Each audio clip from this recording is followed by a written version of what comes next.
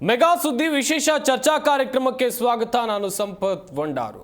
ರಾಜ್ಯ ರಾಜಧಾನಿ ಬೆಂಗಳೂರಿನಲ್ಲಿ ದಿನದಿಂದ ದಿನಕ್ಕೆ ವಾಯು ಮಾಲಿನ್ಯ ಹೆಚ್ಚಾಗ್ತಾ ಇದೆ. ವಾಯು ಮಾಲಿನ್ಯ ಹೆಚ್ಚಾಗೋದ್ರಿಂದ ಉಂಟಾಗುವ ಪರಿಣಾಮ ಏನು, ಹಾಗೆಯೇ ವಾಯು ಮಾಲಿನ್ಯ ಹೆಚ್ಚಾಗ್ತಾ ಇರೋದಕ್ಕೆ ಕಾರಣ ಏನು, ಇದರಿಂದ ಬೆಂಗಳೂರಿನಲ್ಲಿ ವಾಸಿಸ್ತಾ ಇರುವಂಥ ಜನರ ಆರೋಗ್ಯದ ಮೇಲೆ ಬೀರುವಂಥ ದುಷ್ಪರಿಣಾಮ ಏನು, ಇದೆಲ್ಲದರ ಕುರಿತಂತೆ ನಾವು ನಿಮಗೆ ಮಾಹಿತಿಯನ್ನು ಕೊಡ್ತಾ ಹೋಗ್ತೀವಿ. ಇದೇ ನಮ್ಮ ಚರ್ಚಾ ವಿಷಯ. ಬೆಂಗಳೂರಿಗೆ ಎಚ್ಚರ, ವಾಯು ಮಾಲಿನ್ಯ ಏರಿಕೆ.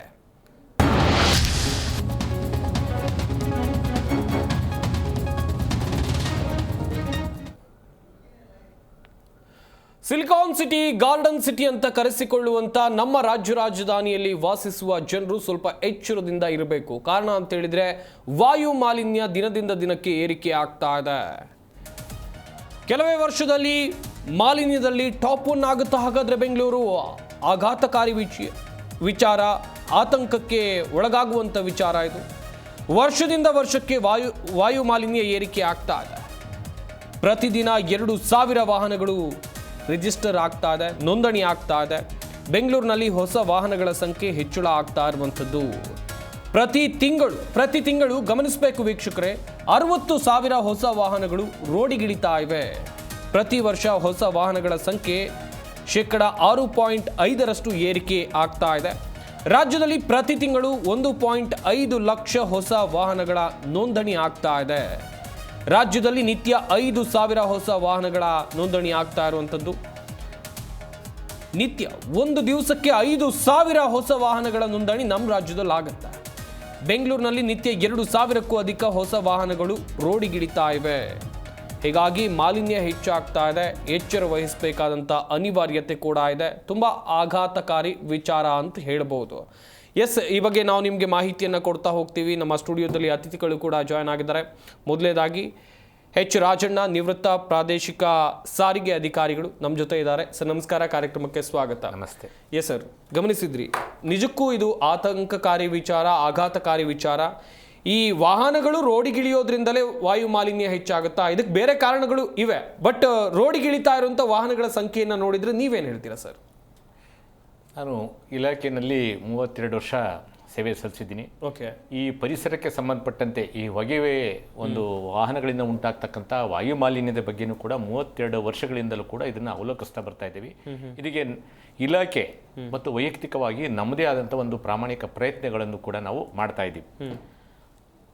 ಈ ಪರಿಸರಕ್ಕೆ ಈ ವಾಹನಗಳಿಂದ ಉಂಟಾಗ್ತಕ್ಕಂಥ ಮಾಲಿನ್ಯ ಇದೆಯಲ್ಲ, ಇದು ಮೇಜರ್ ಕಾಂಟ್ರಿಬ್ಯೂಷನ್. ಇದೊಂದು ಮೈನ್ ಸ್ಟ್ರೀಮ್ ಇದ್ದಂಗೆ. ಇದು ಟೋಟಲ್ ನಾವು ಒಂದು ಗ್ಯಾಸ್ ಚೇಂಬರ್ ಅಂತ ತಿಳ್ಕೊಂಡ್ರೆ, ಆ ಗ್ಯಾಸ್ ಚೇಂಬರ್ಗೆ ನಾವು ಹಲವಾರು ಒಂದು ದಾರಿಗಳಲ್ಲಿ ನಾವು ಹೊಗೆಗನ್ನು ತುಂಬ್ತಾ ಇದ್ದೀವಿ. ನಮ್ಗೆ ಅನಿವಾರ್ಯ ಇದು. ಹೌದು. ಇದು ನಾವು ಪರಿಸರಗಳನ್ನು ನಾವು ಸಂಪೂರ್ಣ ನಾವು ಸ್ವಚ್ಛ ಮಾಡೋದಕ್ಕೆ ಎಂದೆಂದಿಗೂ ಸಾಧ್ಯ ಆಗೋದೇ ಇಲ್ಲ. ಆದರೆ ನಾವು ಪ್ರಾಮಾಣಿಕ ಪ್ರಯತ್ನ ಮಾಡಿ ಇದನ್ನು ನಾವು ಮುಂದೂಡ್ಬೋದು. ಈಗ ನಾವು ಇವತ್ತು 1 ಮೆಟ್ರಿಕ್ ಟನ್ನಷ್ಟು ವಾಯುಮಾಲಿನ್ಯ ಇವತ್ತೇ ಮಾಡೋದ್ರ ಬದಲು ಇದನ್ನ 1 ವಾರಕ್ಕೆ ನಾವು ಡಿಸ್ಟ್ರಿಬ್ಯೂಟ್ ಮಾಡ್ಕೋಬೇಕು. ಓಕೆ. ಹೆಂಗೆ ಅದು? ಇದನ್ನ ಟೆಕ್ನಾಲಜಿ ಮುಖಾಂತರ ಮಾಡ್ಬೋದು. ಓಕೆ. ನಾವು ಒಳ್ಳೆ ಚಾಲನಾ ಅಭ್ಯಾಸಗಳಿಂದ ಮಾಡ್ಬೋದು. ಇದು ಒಂದು ಇಲಾಖೆ ಏನದಲ್ಲ, ಇದು ಸಾರಿಗೆ ಇಲಾಖೆ ಏನ್ ಮಾಡುತ್ತೆ, ವೆಹಿಕಲ್ ಮೇಂಟೆನೆನ್ಸ್ ಮಾಡ್ತಕ್ಕಂಥ ಒಂದು ಜವಾಬ್ದಾರಿ. ರಿಜಿಸ್ಟ್ರೇಷನ್ ನಾವು ತಡೆಗಟ್ಟೋದಕ್ಕೆ ಅದು ಸಾಂವಿಧಾನಿಕವಾದಂಥ ಒಂದು ಇದರಲ್ಲಿ ನಾವು ಯಾರನ್ನೂ ನೀವು ಗಾಡಿ ತಗೊಳ್ಬೇಡಿ ಅಂತ ಹೇಳಕ್ ಆಗೋದೇ ಇಲ್ಲ, ಹೇಳೋದಕ್ಕೆ ಸಾಧ್ಯ ಆಗೋದಿಲ್ಲ.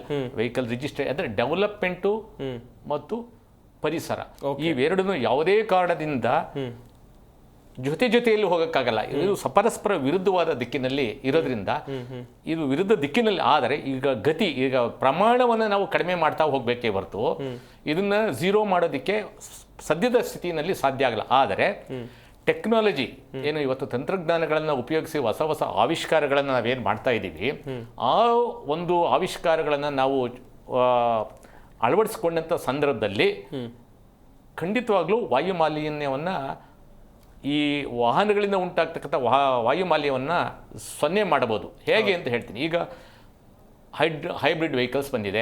ಅಂದರೆ ದಿನೇ ನಾವು ತಂತ್ರಜ್ಞಾನವನ್ನು ಅಳವಡಿಸ್ಕೊಳ್ತಾ ಬಂದಿರೋದ್ರಿಂದ ಈ ಹಿಂದೆ ಏನು ಯಾವ ಪ್ರಮಾಣದಲ್ಲಿ ವಾಹನಗಳಿಂದ ಹೊಗೆ ಜಾಸ್ತಿ ಬರ್ತಿತ್ತೋ ಆ ಪ್ರಮಾಣಗಳೆಲ್ಲ ಖಂಡಿತವಾಗ್ಲೂ ಈಗ ಕಡಿಮೆ ಆಗ್ತಾ ಇದೆ. ಈಗ ಆಟೋ ರಿಕ್ಷಾ ಬೆಂಗಳೂರಲ್ಲಿ ನೋಡ್ತಾ ಇದ್ದು ನಾವು, ಆಟೋ ರಿಕ್ಷಾಗಳ ಹಿಂದೆ ಹೋಗೋಕ್ಕಾಗ್ತಾ ಇರಲ್ಲ. ಈಗ ನಮ್ಗೆ ಆ ಅನುಭವಗಳು ಇಲ್ಲ, ಯಾಕೆಂದ್ರೆ ಎಲ್ಲ LPG CNG ಎಲೆಕ್ಟ್ರಿಕ್ ವೆಹಿಕಲ್ಗೆ ಕನ್ವರ್ಷನ್ ಆಗ್ತಾ ಇದೆ. ಒಂದು ವೇಳೆ ಹಳೆ ಪರಿಸ್ಥಿತಿ ಇವತ್ತಿದ್ರೆ ಇಷ್ಟೊತ್ತಿಗೆಲ್ಲ ನಾವೆಲ್ಲ ಉಸಿರುಗಟ್ಟತಕ್ಕಂಥ ಒಂದು ವಾತಾವರಣ ಬೆಂಗಳೂರಲ್ಲಿ ಬಂದ್ಬಿಡ್ತಾ ಇತ್ತು. ಅಂದ್ರೆ ಇಷ್ಟು ವರ್ಷ ನಾವು ಸುಧಾರಿಸ್ಕೊಳ್ತಾ ಬಂದಿದ್ದೀವಿ ಅನ್ನೋದನ್ನ ಬಹಳ ಸ್ಪಷ್ಟವಾಗಿ ನಮಗೆ ಗೊತ್ತಾಗುತ್ತೆ, ಅನುಭವದಿಂದಲೇ ಒಂದು ವೇಳೆ ನಾವು ಈ ಕ್ರಮಗಳನ್ನ ತೆಗೆದುಕೊಳ್ಳದೆ ಇದ್ರೆ ಇಷ್ಟೊತ್ತಿಗೆಲ್ಲ ಉಸಿರು ಕಟ್ತಾ ಇದ್ದು. ಅಂದ್ರೆ ಬೆಂಗಳೂರಲ್ಲಿ ಇರ್ತಕ್ಕಂಥ ಒಂದು ಆಟೋ ರಿಕ್ಷಾಗಳ ಹಿಂದೆ ಇದಲ್ದೇನೆ ಡೀಸೆಲ್ ವೆಹಿಕಲ್ಸು, ಪೆಟ್ರೋಲ್ ವೆಹಿಕಲ್ಸು, ಖಾಸಗಿ ವೆಹಿಕಲ್ಸು, ಸಾರ್ವಜನಿಕ ವಾಹನಗಳು, ಬೇರೆ ಬೇರೆ ಒಂದು ವರ್ಗದ ವಾಹನಗಳು ಕೂಡ ಬೆಂಗಳೂರಿನಲ್ಲಿ ಉಪಯೋಗಿಸಲಾಗ್ತಾ ಇದೆ. ಎಲ್ಲ ವರ್ಗದ ವಾಹನಗಳು ಈಗಂತೂ ಎಲೆಕ್ಟ್ರಿಕ್ ವೆಹಿಕಲ್, ಬ್ಯಾಟರಿ ಚಾಲಿತ ವಾಹನಗಳು ಎಲ್ಲ ಕ್ಷೇತ್ರದಲ್ಲೂ ಕೂಡ ಬಹಳ ಮುಂಚೂಣಿಯಲ್ಲಿ ತಯಾರಾಗ್ತಾ ಇದೆ. ಅದಕ್ಕೆ ಬೇಕಾದಂಥ ಒಂದು ತಂತ್ರಜ್ಞಾನವನ್ನು ಅಳಿಸ್ಕೊಂಡು ದಿನೇ ದಿನೇ ಹೆಚ್ಚಾಗ್ತಾ ಇದೆ. ಅದು ಹೆಚ್ಚಾಗೋದಕ್ಕೆ ಸರ್ಕಾರನೂ ಕೂಡ ಸಾಕಷ್ಟು ಒಂದು ಪ್ರೋತ್ಸಾಹವನ್ನು ನೀಡ್ತಾ ಇದೆ. ಈಗ ತೆರಿಗೆ ವಿನಾಯಿತಿನ ಮಾಡ್ತಕ್ಕಂಥದ್ದು ಮತ್ತು ಅವಕ್ಕೆ ಟ್ಯಾಕ್ಸ್ ರಿಬೇಟ್ಸ್ ಕೊಡ್ತಕ್ಕಂಥದ್ದು ಕೇಂದ್ರ ಸರ್ಕಾರದ ಹಂತದಲ್ಲೂ ಅಷ್ಟೇ, ರಾಜ್ಯ ಸರ್ಕಾರದ ಹಂತದಲ್ಲೂ ಬಹಳಷ್ಟು ಪ್ರೋತ್ಸಾಹಗಳನ್ನು ಕೊಡ್ತಾ ಬಂದಿರೋದ್ರಿಂದ ಖಂಡಿತವಾಗ್ಲೂ ಇದು ಕಡಿಮೆ ಆಗ್ತಾ ಇದೆ. ಆದರೆ ಹಳೆ ವಾಹನಗಳು ಆದರೂ ಸರ್ ಒಟ್ಟಾರೆ ನಮಗೆ ದಿನೇ ದಿನೇ ನಮಗೆ ಯಾಕೆ ಇದಾಗ್ತಾ ಇದೆ, ಏನು ಆಕ್ಸಿಜನ್ ಪ್ರಮಾಣ ಕಡಿಮೆ ಆಗ್ತಾ ಇದೆ ಅನ್ನೋದನ್ನು ಸ್ಪಷ್ಟವಾಗಿ ಗೊತ್ತಾಗುತ್ತೆ. ಇದಕ್ಕೆ ಹಲವಾರು ಕಾರಣಗಳು. ಇದು ಕೇವಲ ವಾಹನ ಅಲ್ಲ, ವಾಹನಗಳಿಂದ ಉಂಟಾಗ್ತಕ್ಕಂಥ ಮಾಲಿನ್ಯ ಒಂದು.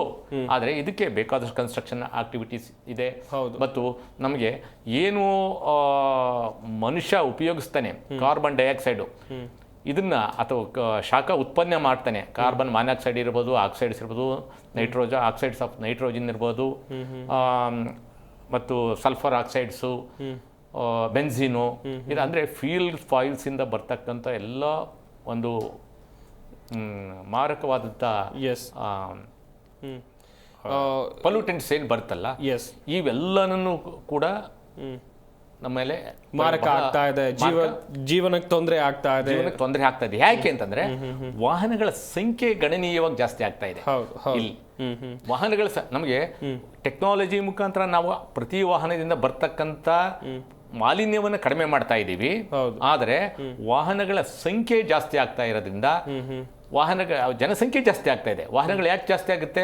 ಜನಸಂಖ್ಯೆ ಜಾಸ್ತಿ ಆಗ್ತಾ ಇದೆ. ಜನಸಂಖ್ಯೆ ಯಾಕೆ ಜಾಸ್ತಿ ಆಗ್ತಾ ಇದೆ?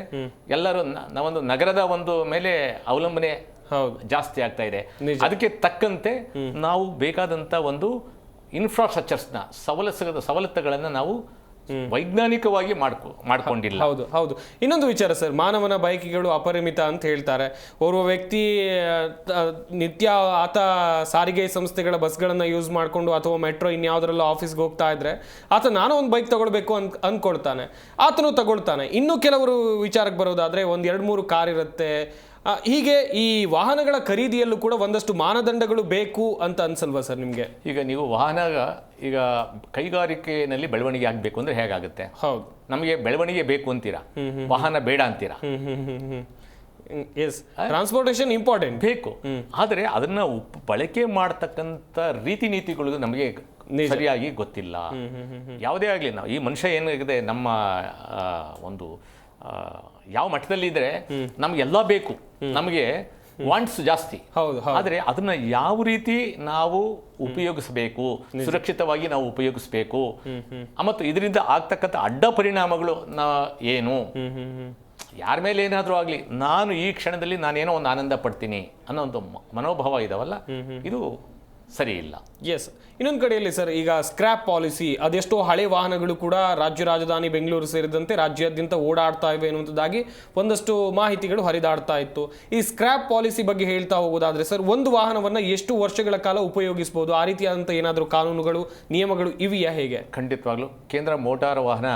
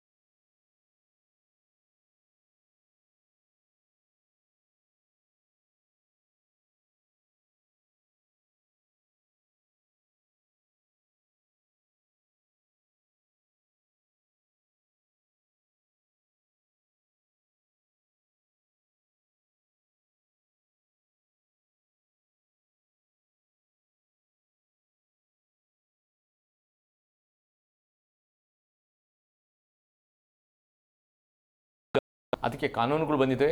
ಆಟೋಮೇಟೆಡ್ ಫಿಟ್ನೆಸ್ ಸೆಂಟರ್ಸ್ ಅಂತ ಬಂದಿದೆ. ಅಲ್ಲಿ ಹೇಗೆ ಪ್ರತಿಯೊಂದು ವಾಹನನೂ ಕೂಡ ಇನ್ನು ಇದು ಒಂಥರ ಪ್ರಾಥಮಿಕ ಹಂತ ಅಂತಲೇ ಹೇಳ್ಬೋದು. ಯಾಕೆಂದರೆ ಒಂದು ವಾಹನ ಅಂತಂದರೆ ಎಲ್ಲ ವಿಧವಾದಂಥ ಪರೀಕ್ಷೆಗಳಿಗೆ ಅಳವಡಿಸಿ ನಾವು ಫಿಟ್ನೆಸ್ ಕೊಡ್ತೀವಿ ಅಂತ ಒಂದು ಲೀಗಲ್ ಆಗಿ ನಾವು ಕಾನೂನಾತ್ಮಕವಾಗಿ ಹೇಳಿದ್ರು ಕೂಡ ಪ್ರಾಯೋಗಿಕವಾಗಿ ಅವು ಎಲ್ಲವನ್ನು ಕೂಡ ಪರೀಕ್ಷೆಗೆ ಒಳಪಡಿಸಿ ಫಿಟ್ನೆಸ್ನ ಕೊಡೋದಕ್ಕೆ ಸಾಧ್ಯ ಆಗಿಲ್ಲ. ಅಂಥ ಸವಲತ್ತುಗಳು ನಮ್ಮಲ್ಲಿ ಇಲ್ಲ. ಈಗ ಪ್ರಾಯೋಗಿಕವಾಗಿ ದೇಶಾದ್ಯಂತ ಹಲವಾರು ಒಂದು ಸೆಂಟರ್ಗಳು ಸ್ಥಾಪನೆ ಆಗ್ತಾ ಇದ್ದಾವೆ.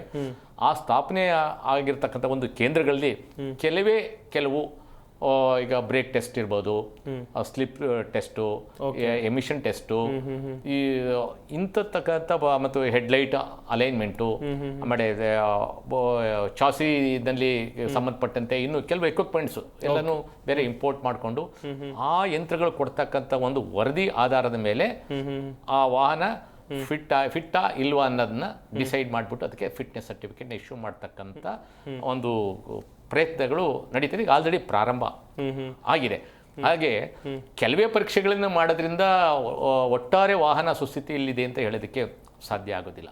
ಈಗ ಒಬ್ಬ ರೋಗಿ ಡಾಕ್ಟರ್ ಹತ್ರ ಹೋದಾಗ ಆ ಕ್ಷೇತ್ರದಲ್ಲಿ ಸಂಬಂಧಪಟ್ಟಂತೆ ಆ ಎಕ್ಸ್ಪರ್ಟು ಅದನ್ನು ನೋಡ್ತಾನೆ.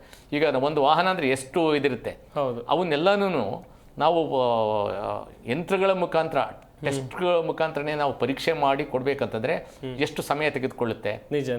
ಒಂದೇ ಅಂದ್ರೆ ಜನಗಳಿಗೆ ಒಂದು ರೀತಿ ಎಚ್ಚರಿಕೆ, ಅವೇರ್ನೆಸ್. ಇವೆಲ್ಲದಕ್ಕಿಂತಲೂ ಮುಖ್ಯವಾಗಿ ನಾವು ಈಗ ಇಷ್ಟಿಷ್ಟಕ್ಕೆ 15 ವರ್ಷ ಖಾಸಗಿ ವಾಹನಗಳಿಗೆ ಅಂತ ಕೊಟ್ಟಿದ್ದಾರೆ, ಮತ್ತು ಟ್ರಾನ್ಸ್ಪೋರ್ಟ್ ವೆಹಿಕಲ್ಗಳಿಗೆ ಅಷ್ಟೇ, ಅದಕ್ಕೂ 15 ವರ್ಷ ಕೊಟ್ಟು. ಆದರೆ ಪ್ರತಿ 2 ವರ್ಷ 8 ವರ್ಷ ಮುಗಿಯೋವರೆಗೂ 2 ವರ್ಷಕ್ಕೆ ಫಿಟ್ನೆಸ್ ತೆಗೆದುಕೊಳ್ಬೇಕು. ಅದ ನಂತರ ಪ್ರತಿ ವರ್ಷನೂ ಕೂಡ ಫಿಟ್ನೆಸ್ ತೆಗೆದುಕೊಳ್ತಕ್ಕಂಥ ಒಂದು ಅವಕಾಶ ಕಾನೂನಿನಲ್ಲಿ ಇದೆ. ಇದಕ್ಕೆ ಮುಖ್ಯವಾಗಿ ಜನಗಳ ಸಹಕಾರ ಬಹಳಷ್ಟು ಮುಖ್ಯ. ಏಕೆಂದರೆ ಇಲ್ಲಿನವರೆಗೂ ನಾವು ಸಾರಿಗೆ ಇಲಾಖೆಯಲ್ಲಿ ಫಿಟ್ನೆಸ್ ಕೊಡ್ತಕ್ಕಂಥ ರೀತಿ ಹೇಗಿತ್ತು ಅಂದರೆ ಜಸ್ಟ್ ವಿಜುವಲ್ ಇನ್ಸ್ಪೆಕ್ಷನ್, ಗಾಡಿನ ನೋಡಿದಾಗ್ಲೇ ಅವರ ಅನುಭವದ ಆಧಾರದ ಮೇಲೆ ಗಾಡಿಗೆ ಫಿಟ್ನೆಸ್ನ ಕೊಡ್ತಕ್ಕಂಥ ಹೆಚ್ಚಿಗೆ ಯಾವುದೇ ಒಂದು ಪರೀಕ್ಷೆಗೆ ನೋಡಿದೆ ಹೆಚ್ಚಿಗೆ ಅಂದರೆ ಗಾಡಿನ ನಾವು ಓಡಿಸಿ ನೋಡಿದಂಥ ಸಂದರ್ಭದಲ್ಲಿ ಅದರಲ್ಲಿ ಏನೇನು ದೋಷಗಳು ಕಂಡು ಬರ್ತದೆ ಮತ್ತು ನಿಲ್ಲಿಸಿದ್ದಾಗ ಏನಾದರೂ ಸುರಕ್ಷತಾ ಸಾಧನಗಳ ಬಗ್ಗೆ ಅವೆಲ್ಲ ಕಾಣ್ತವೆ. ಅಂಥದ್ದನ್ನು ಯಾವುದ್ಯಾವುದು ಕಣ್ಣಿಗೆ ಕಾಣುತ್ತೆ ನೋಡು ಮತ್ತು ಅನುಭವಕ್ಕೆ ಗಾಡಿ ಓಡಿಸಿ ನೋಡಿ ಅನುಭವದ ಆಧಾರದ ಮೇಲೆ ವೆಹಿಕಲ್ಗೆ ಫಿಟ್ನೆಸ್ ಸರ್ಟಿಫಿಕೇಟ್ನ ಇಶ್ಯೂ ಮಾಡಲಾಗ್ತಿತ್ತು. ಈಗ ಇದೆಲ್ಲ ಸುಧಾರಿತವಾದಂಥ ಕ್ರಮಗಳು ಬಂದಿದೆ. ಎಸ್ ಸರ್, ಇನ್ನೊಂದು ಕಡೆಯಲ್ಲಿ ಈ ವಾಹನ ಹಳೆದಾದಷ್ಟು ಬರೀ ವಾಯು ಮಾಲಿನ್ಯ ಮಾತ್ರ ಅಲ್ಲ, ಅದರಿಂದ ಶಬ್ದ ಮಾಲಿನ್ಯ ಕೂಡ ಆಗುತ್ತೆ ಅಂತ ಹೇಳಿ ಸರ್.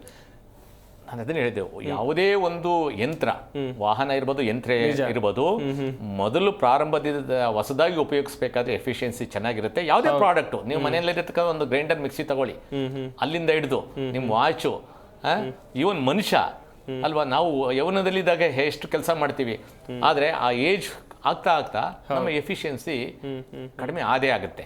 ಆದರೆ ಆ ಎಫಿಷಿಯನ್ಸಿನ ಆದಷ್ಟು ನಾವು ಆ ಟಾಲರೆನ್ಸಲ್ಲಿ ಇಟ್ಕೊಂಡು ಮೇಂಟೈನ್ ಮಾಡ್ತಕ್ಕಂಥ ಒಂದು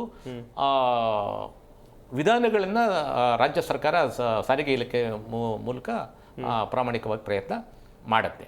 ಹೌದು ಸರ್, ಈಗ ಬರೀ ವಾಹನಗಳು ಮಾತ್ರ ಅಂತಲ್ಲ, ವಾಹನಗಳಿಂದ ಮಾತ್ರ ಮಾಲಿನ್ಯ ಆಗುತ್ತೆ ಅಂತ ಹೇಳಿ ಅಲ್ಲ, ಒಂದಷ್ಟು ಕಾರ್ಖಾನೆಗಳು ಬಿಡುವಂಥ ಹೊಗೆ ಆಗಿರಬಹುದು, ಕೆಲವೊಂದಿಷ್ಟು ಜನ ಸೇದುವಂಥ ಬೀಡಿ ಸಿಗರೇಟ್ಗಳ ಹೊಗೆ ಆಗಿರಬಹುದು, ಇವುಗಳಿಂದಲೂ ಕೂಡ ಮಾಲಿನ್ಯ ಉಂಟಾಗ್ತಾ ಇದೆ. ಇವುಗಳಿಗೂ ಕಡಿವಾಣ ಹಾಕಬೇಕಾದಂಥ ಅನಿವಾರ್ಯತೆ ಇದೆ ಅಂತ ಹೇಳಿ ಈಗ ನಾವು ಇಲಾಖೆಯಲ್ಲಿ ನಾವು ಕಾನ್ಸಂಟ್ ಇವತ್ತು ಗಮನ ಹರಿಸ್ತಾ ಇರೋದು ವಾಹನಗಳಿಂದ ಉಂಟಾಗ್ತಾ ಇರತಕ್ಕಂಥ ವಾಯು ಮಾಲಿನ್ಯದ ಬಗ್ಗೆ.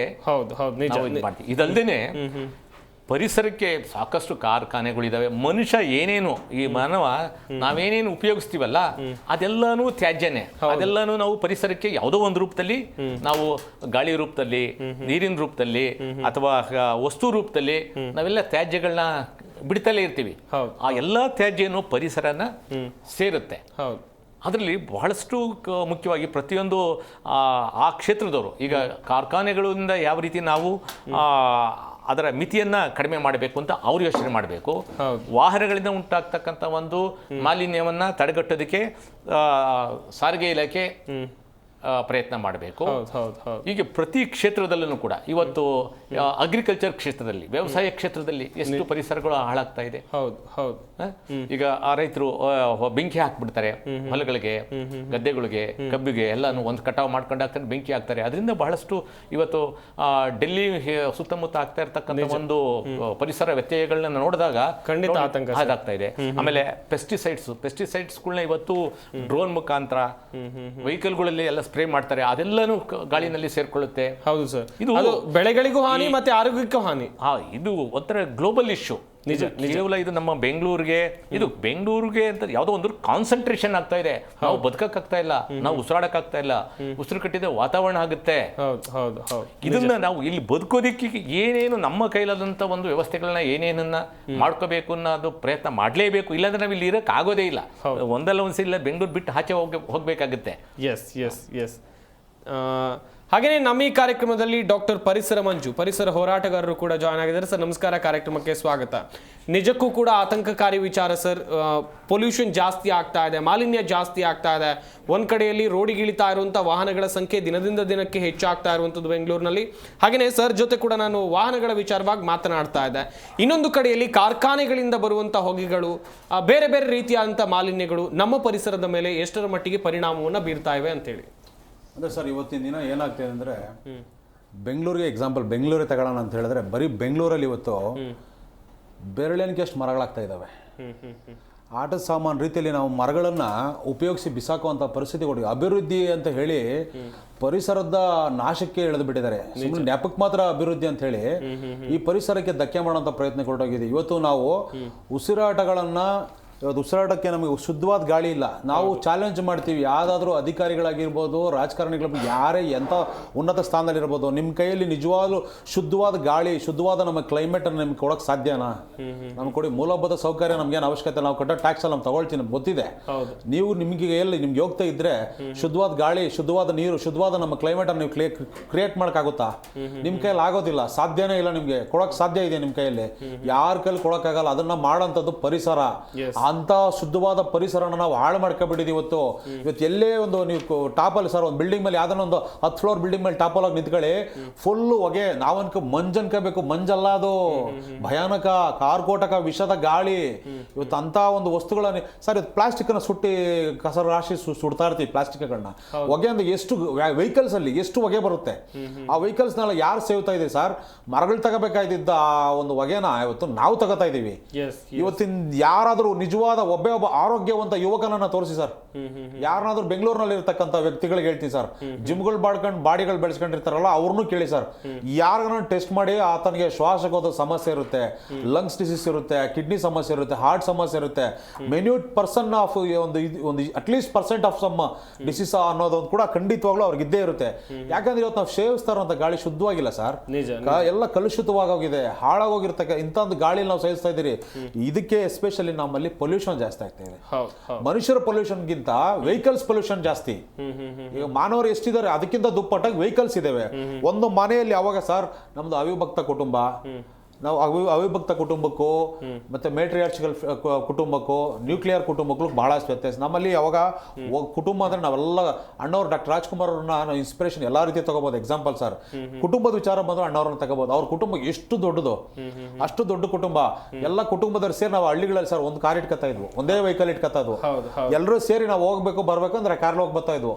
ಇವತ್ತಿಂದ ಬೆಂಗಳೂರಲ್ಲಿ ನೋಡಿ ಸರ್, ಲೋನ್ ಈಸಿಯಾಗಿ ಸಿಗುತ್ತೆ ಲೋನು. 2 ವೀಲರ್ ಆಗಲಿ 4 ವೀಲರ್ ಈಸಿಯಾಗಿ ಲೋನ್ ಸಿಗುತ್ತೆ. ಸುಮ್ಮನೆ ಒಂದು ಡೌನ್ ಪೇಮೆಂಟ್ ಬೇಡ, ನಿಮ್ಗೆ EMI ಬನ್ನಿ ನಮ್ಗೆ ಮಂತ್ಲಿ ಮಾಡ್ಕೊಡ್ತೀವಿ, ಕಾರ್ ತಗೊಂಬಿಡಿ ಅಂತಾರೆ. ಕಾರ್ ತಗೊಂಡ್ಬಿಡ್ತಾರೆ. ಇವತ್ತು ಬೆಂಗಳೂರಲ್ಲಿ ನಿಲ್ಸಕ್ ಜಾಗ ಇಲ್ಲ, ಓಡಾಡಕ್ಕೆ ಜಾಗ ಇಲ್ಲ ಸರ್. ಹೆಂಗ್ ಓಡಾಡ್ಬೇಕು ಸರ್? ಯಾರೋ ಅರ್ಜೆಂಟ್ ಒಂದು ತಾಯಿ ಒಂದು ಗರ್ಭಿಣಿನೇ ತಗೊಳ್ಳಿ ಸರ್, ಯಾರೋ ಒಬ್ಬನ ಆಕ್ಸಿಡೆಂಟ್ ಆದ ತುರ್ತು ಪರಿಸ್ಥಿತಿ, ಹೆಂಗ್ ತಗೊಂಡೋಗ್ಬೇಕು ಸರ್ ಹಾಸ್ಪಿಟ್ಲ್ಗೆ? ಇವತ್ತು ರಸ್ತೆ ಪೂರ್ತಿ, ರಸ್ತೆಯಲ್ಲಿ ಟಾರ್ ಕಾಣಲ್ಲ, ರೋಡ್ ಕಾಣಲ್ಲ, ನಮಗೆ ಬರೀ ವೆಹಿಕಲ್ಸ್. ಹೆಂಗ್ ತಲೆ ಎತ್ತಿದ್ರೆ ಬರೀ ವೆಹಿಕಲ್ಸ್ ಇರ್ತವೆ. ಎಲ್ಲಿಂದ ಎಲ್ಲಿಗೆ ಹೋಗ್ಬೇಕು ಸರ್ ನಾವು? ಇವತ್ತು ಕನಿಷ್ಠ ಪಕ್ಷ ನಾವು ಯಾವ್ದಾದ್ರು ಒಂದು ಬೆಂಗಳೂರು ಫಾರ್ ಎಕ್ಸಾಂಪಲ್ KR ಪುರಮಿಂದ ಸಿಟಿ ಮೆಜೆಸ್ಟಿಕ್ ಹೋಗ್ಬೇಕು ಅಂತ ಅನ್ಕೊಳ್ಳಿ ಸರ್, 1 ಅವರ್ಗೆ ಹೋಗಿ ಬರೋಂತ ಒಂದು ಇತ್ತು ಸರ್. 10 ವರ್ಷದಿಂದ ಅರ್ಧ ಗಂಟೆಲಿ ಹೋಗಿ ಬರೋರು ಇದ್ರು ಸರ್. ಇವತ್ತಿನ ದಿನ ಅರ್ಧ ದಿನ ಬೇಕು ಸರ್. ಅರ್ಧ ದಿನ ಅಂದ್ರೆ ಆತನ ಕಂಪ್ಲೀಟ್ ಜೀವನ ಏನಾಗ್ಬೇಡ, ಆತನ ವ್ಯವಹಾರ ಏನಾಗ್ಬೇಡ, ಎಲ್ಲ ಅರ್ಧ ದಿನ ಅಲ್ಲೇ ಕಳೆದೋಗುತ್ತೆ. ಇವತ್ತಿನ ದಿನ ಸರ್, ಇವತ್ತು ಮಲ್ಟಿನ್ಯಾಷನಲ್ ಕಂಪನೀಸ್ ಆತನ ಕಂಪನೀಸ್ಗಳು ಇವತ್ತು ಬೆಂಗಳೂರಲ್ಲಿ ಹೆಚ್ಚಾಗಿರೋದೇ ಇನ್ನೊಂದು ರೀತಿಯಲ್ಲಿ ಕಾರಣ ಸರ್. ಇವತ್ತು ಮಾರತಳ್ಳಿ, ಬೆಲ್ಲೆಂದೂರು, ಸಿಲಿಕಾನ್ ಸಿಟಿ, ಏನು ನಮ್ಮ ಸಿಲಿಕಾನ್ ಸಿಟಿ, ಹೌದು ಸರ್, ನಮಗೆ ಡೆವಲಪ್ಮೆಂಟ್ ಬೇಕು. ಬಟ್ ಸರಿಯಾದ ವೈಜ್ಞಾನಿಕವಾಗಿ ಯೋಜನೆಗಳು ಹಾಕೊಳ್ಳದೆ ಅವೈಜ್ಞಾನಿಕವಾಗಿ ಹೆಂಗೆಂಗೋ ಇಷ್ಟ ಬಂದಂಗೆ ಇವರು ಯೋಜನೆಗಳನ್ನ ಹಾಕೊಂಡು ಇವತ್ತು ಬ್ರ್ಯಾಂಡ್ ಬೆಂಗಳೂರು ಮಾಡಕ್ ಹೊರಟವ್ರಲ್ಲ ಸರ್. ಇದ್ರ ಬ್ರ್ಯಾಂಡ್ ಬೆಂಗಳೂರಲ್ಲಿ ಪರಿಸರ ಸಂರಕ್ಷಣೆಗೆ ನೀವು ಎಷ್ಟು ಒತ್ತು ಕೊಟ್ಟು ನಿಮ್ಮ ಪ್ರಣಾಳಿಕೆಯಲ್ಲಿ ಇದೆಯಾ? ನಿಮ್ಮ ಪ್ರಣಾಳಿಕೆಯಲ್ಲಿ ಪರಿಸರ ಸಂರಕ್ಷಣೆ ಬಗ್ಗೆ ಏನೇನು ಇಟ್ಕೊಂಡಿದ್ದೀರಾ ನೀವು ಫಸ್ಟ್ ಅದನ್ನ ಹೇಳಿ. ಎಷ್ಟು % ಪರಿಸರ ಉಳಿಸ್ಕೊಂಡಿದ್ದೀರಿ ನಾವು? ಇವೆಲ್ಲ ಬಿಟ್ಟುಬಿಟ್ಟು ಇವತ್ತು ಬಡ್ಕತ್ತೀವಿ ಸರ್. ನಾಳೆ ಮುಂದಿನ ಪೀಳಿಗೆಗೆ ಏನ್ ಮಾಡ್ಬೇಕು ಸರ್ ನಾವು? ಇವತ್ತು ನಾವೇ ಒದ್ದಾಡ್ತಾ ಇದೀವಿ, ಮಾತ್ರೆ ಕುಡ್ಕೊ ಬರ್ಬೇಕು. ಇವತ್ತು ಬೆಂಗಳೂರು ಬಿಟ್ಟು ಆಚೆ ಹೋದ್ರೆ ಸರ್ ಒಳ್ಳೆ ಶುದ್ಧವಾದ ಗಾಳಿ. ಎಲ್ಲಾದ್ರೂ ಆಚೆ ಕಡೆ ಕಾಡಿ ಬನ್ನರ್ಘಟ್ಟ ಕಡೆ ಹೊಟ್ಟೋದ್ರೆ, ಕನಕಪುರ ಕಡೆ ಹೊಟ್ಟೋದ್ರೆ, ರಾಮನಗರ ಬಿಟ್ರೆ ನಮ್ಮ ಒಂದು ಶುದ್ಧವಾದ ಒಂದು ಸ್ವಲ್ಪ ಅಟ್ಲೀಸ್ಟ್ ನೇಚರ್ ಐತೆ. ನಿಜ. ಇನ್ನು ಒಳಗಡೆ ಬೆಂಗಳೂರು ಬಂದ ಸ್ಟಾರ್ಟ್ ಸರ್, ಉಸಿರುಗಡಕ್ಕೆ ಸ್ಟಾರ್ಟ್. ಎಸಿ ಹಾಕಿ ಗ್ಲಾಸ್ ಅಲ್ಲಿ ಎತ್ರಿ, ಧೂಳು ಬರುತ್ತೆ, ಹೊಗೆ ಬರುತ್ತೆ, ಎತ್ರಿ ಮತ್ತೆ ಎಸಿ ಹಾಕ್ತಿವಲ್ಲ ಸರ್, ಎಸಿನೂ ಡೇಂಜರ್. ಓಝೋನ್ ಪದಗಳೆಲ್ಲ ಅರ್ಧೋಗಿದೆ ಸರ್ ಇವತ್ತು. ಮುಂದಿನ ಹಂತದಲ್ಲಿ ಮಾತನಾಡ್ತಾ ಹೋಗ್ತೀನಿ. ಹಾಗೇನೆ ನಮ್ಮ ಈ ಕಾರ್ಯಕ್ರಮದಲ್ಲಿ ಪ್ರಕೃತಿ ಪ್ರಸನ್ನ ಅವರು ಕೂಡ ಜಾಯ್ನ್ ಆಗಿದ್ದಾರೆ, ಪರಿಸರ ಪ್ರೇಮಿ. ಸರ್ ನಮಸ್ಕಾರ, ಕಾರ್ಯಕ್ರಮಕ್ಕೆ ಸ್ವಾಗತ. ಆಘಾತಕಾರಿ ವಿಚಾರ ಅಂತ ಹೇಳಿದ್ರೆ ಸರ್, ರಾಜ್ಯದಲ್ಲಿ ನಿತ್ಯ ಒಂದು ದಿವಸಕ್ಕೆ 5,000 ಹೊಸ ವಾಹನಗಳು ನೋಂದಣಿ ಆಗ್ತಾ ಇವೆ. ನಮ್ಮ ರಾಜ್ಯ ರಾಜಧಾನಿ ಬೆಂಗಳೂರಿನಲ್ಲಿ ನಿತ್ಯ 2,000 ವಾಹನಗಳು ರಿಜಿಸ್ಟ್ರೇಷನ್ ಆಗ್ತಾ ಇವೆ. ಏನ್ ಹೇಳ್ತೀರಾ? ತುಂಬ ನೋವಾಗುತ್ತೆ. ನಾನು ಜಸ್ಟ್ ಆ್ಯಕ್ಚುಲಿ ಟ್ರಾನ್ಸ್ಪೋರ್ಟ್ ಆಫೀಸಿಂದನೇ ಬರ್ತಾ ಇದ್ದೀನಿ, BMTC ಬಿಲ್ಡಿಂಗಲ್ಲಿ ಹೋಗ್ಬಿಟ್ಟು. ಎಷ್ಟು ನೋವಾಗುತ್ತಿದೆ ಅಂತಂದರೆ ಅಲ್ಲಿ ಕಮಿಷನರ್ಸ್ಗಳು ಕೂಡ ಸ್ಟ್ರಕ್ಚರ್ ಕೊಡ್ತಾ ಇದ್ದಾರೆ, ಹಿಂಗಿದೆ ಅಂತೇಳಿ. ಬಟ್ ನೋಡಿ, ಮುಂಚೆ ಲಂಗ್ ಸ್ಪೇಸ್ ಅಂತ ಇರ್ತಾ ಇತ್ತು ಬೆಂಗಳೂರಲ್ಲಿ. ಲಂಗ್ ಸ್ಪೇಸ್ ಏನಪ್ಪ ಅಂದರೆ ಹೈಯೆಸ್ಟ್ ಆಕ್ಸಿಜನ್ ಅಂತ ಒಂದು ಕ್ರಿಯೇಟ್ ಆಗೋಂಥದ್ದು. ಓಕೆ, ಇವತ್ತು ನೀವು ಆ ಲಂಗ್ಸ್ಗಳಲ್ಲಿ ಬೆಂಗಳೂರಲ್ಲಿರೋ ಲಂಗ್ಸ್ಗಳಿಗೆ ಏನಾದರೂ ನೀವು ಟೆಸ್ಟ್ ಮಾಡಕ್ಕೆ ಹೋದ್ರಿ ಅಂತಂದರೆ ಯಾವ ಲಂಗ್ಸು ಸರಿ ಇಲ್ಲ ಸರ್. ಓಕೆ, ಯಾಕೆ ಅಂದರೆ ಈ ಲಂಗ್ ಸ್ಪೇಸ್ ನೀವು ಕಡಿಮೆ ಮಾಡ್ತಾ ಇದ್ದೀರಾ, ವಾಹನಗಳದ ಕಾರ್ಬನ್ ಡೈಆಕ್ಸೈಡ್ ಎಮಿಷನ್ ಪೂರ್ತಿ ಹೆಚ್ಚಿಗೆ ಮಾಡ್ತಾ ಇದ್ದೀರಾ ಸರ್. ನಮ್ಮ ಎಕ್ಸ್ಪೆಷಲ್ ಡೈರೆಕ್ಟ್ ಬ್ಲೇಮ್ ಮಾಡೋದು ಪೊಲ್ಯೂಷನ್ ಕಂಟ್ರೋಲ್ ಬೋರ್ಡಿಗೆ ಫಸ್ಟ್ ಅಲ್ಲಿಂದ ಸ್ಟಾರ್ಟ್ ಮಾಡ್ತೀನಿ ಸರ್. ನೀವು ನಂಬಲ್ಲ, ಯಾವ ಫ್ಯಾಕ್ಟ್ರಿಗಳಿಗೂ ಎಂತೆಂಥದಕ್ಕೂ ಯಾವುದಕ್ಕೂ ಪರ್ಮಿಷನ್ ಇರೋದೇ ಇಲ್ಲ ಆ್ಯಕ್ಚುಲಿ ಹೇಳ್ಬೇಕಂತಂದ್ರೆ. ಜಸ್ಟ್ ಅಡ್ಜಸ್ಟ್ಮೆಂಟ್ ಅಷ್ಟೇನೆ. ಇದು ಹೇಳಕ್ ನೋವಾಗ್ತಾ ಇದೆ. ಓಕೆ, ಇವ್ರಿಗೆ ಅರ್ಥ ಆಗ್ತಿಲ್ಲ. ಇವ್ರ ಮಗನೂ ಆ ಗಾಳಿ ಕುಡಿತಾನೆ. ಈ ಪೊಲ್ಯೂಷನ್ ಆಫೀಸರ್ಸ್ ಅವ್ರ ಮಗ ಇರ್ಬೋದು, ತಾನಿರ್ಬೋದು, ಅವ್ರ ಹೆಂಡತಿ ಇರ್ಬೋದು, ಅವರು ಕುಡಿತಾರೆ, ಅವ್ರಿಗೂ ಪ್ರಾಬ್ಲಮ್ ಆಗುತ್ತೆ, ಅವ್ರ ಲಂಗ್ಸ್ ಹಾಳಾಗ್ತವೆ ಅನ್ನೋದು ಯೋಚನೆ ಮಾಡಲ್ಲ. ಆನ್ ಸ್ಪಾಟ್ ಏನಾಗಿರುತ್ತೋ ಅಡ್ಜಸ್ಟ್ಮೆಂಟ್ ಅಲ್ಲಿ ಏನಾಗುತ್ತೋ ಅಡ್ಜಸ್ಟ್ಮೆಂಟ್ ಮಾಡ್ಕೊಂತಾರೆ. ಓಕೆ, ಆ ಅಡ್ಜಸ್ಟ್ಮೆಂಟ್ ಇಂದ ಅವ್ರು ಎಷ್ಟೋ ಖರೀದಿ ಏನೋ ಸಾಧ್ಯ ಮಾಡ್ಬೋದು, ಎಷ್ಟೋ ದುಡ್ಡು ಸಂಪಾದನೆ ಮಾಡ್ಬೋದು. ಬಟ್ ನೆಕ್ಸ್ಟ್ ಅವ್ರು ಮತ್ತೆ ಹಾಸ್ಪಿಟ್ಲಿಗೆ ಇಡ್ಲೇಬೇಕು. ಓಕೆ, ಅವ್ರೊಬ್ರು ಹಾಳಾಗೋದಲ್ದೇನೆ ಇಡೀ ಬೆಂಗಳೂರು ಜನತೆ ಇರ್ಬೋದು, ಕರ್ನಾಟಕ ಜನ ಪ್ರತಿ ಒಬ್ರು ಜೀವನ ಜೊತೆಗೆ ಆಟ ಆಡ್ತಾರಲ್ಲ ಸರ್. ಇವ್ರಿಗೆ ಒಂದು ಯಾವುದೇ ತರನಾದ ಒಂದು ಬಾಂಡಿಂಗ್ ಇಂಥ ಇಷ್ಟಿಷ್ಟು ಅಷ್ಟೇನೆ, ಹಿಂಗೆ ಮಾಡಬೇಕು ಹಿಂಗೆ ಬಿಡಬೇಕು ಅನ್ನೋದೊಂದು ಇವ್ರಿಗೆ ಕಂಡೀಷನ್ಸ್ ಸಿಗ್ತಾ ಇಲ್ಲ ಇವರಿಗೆ.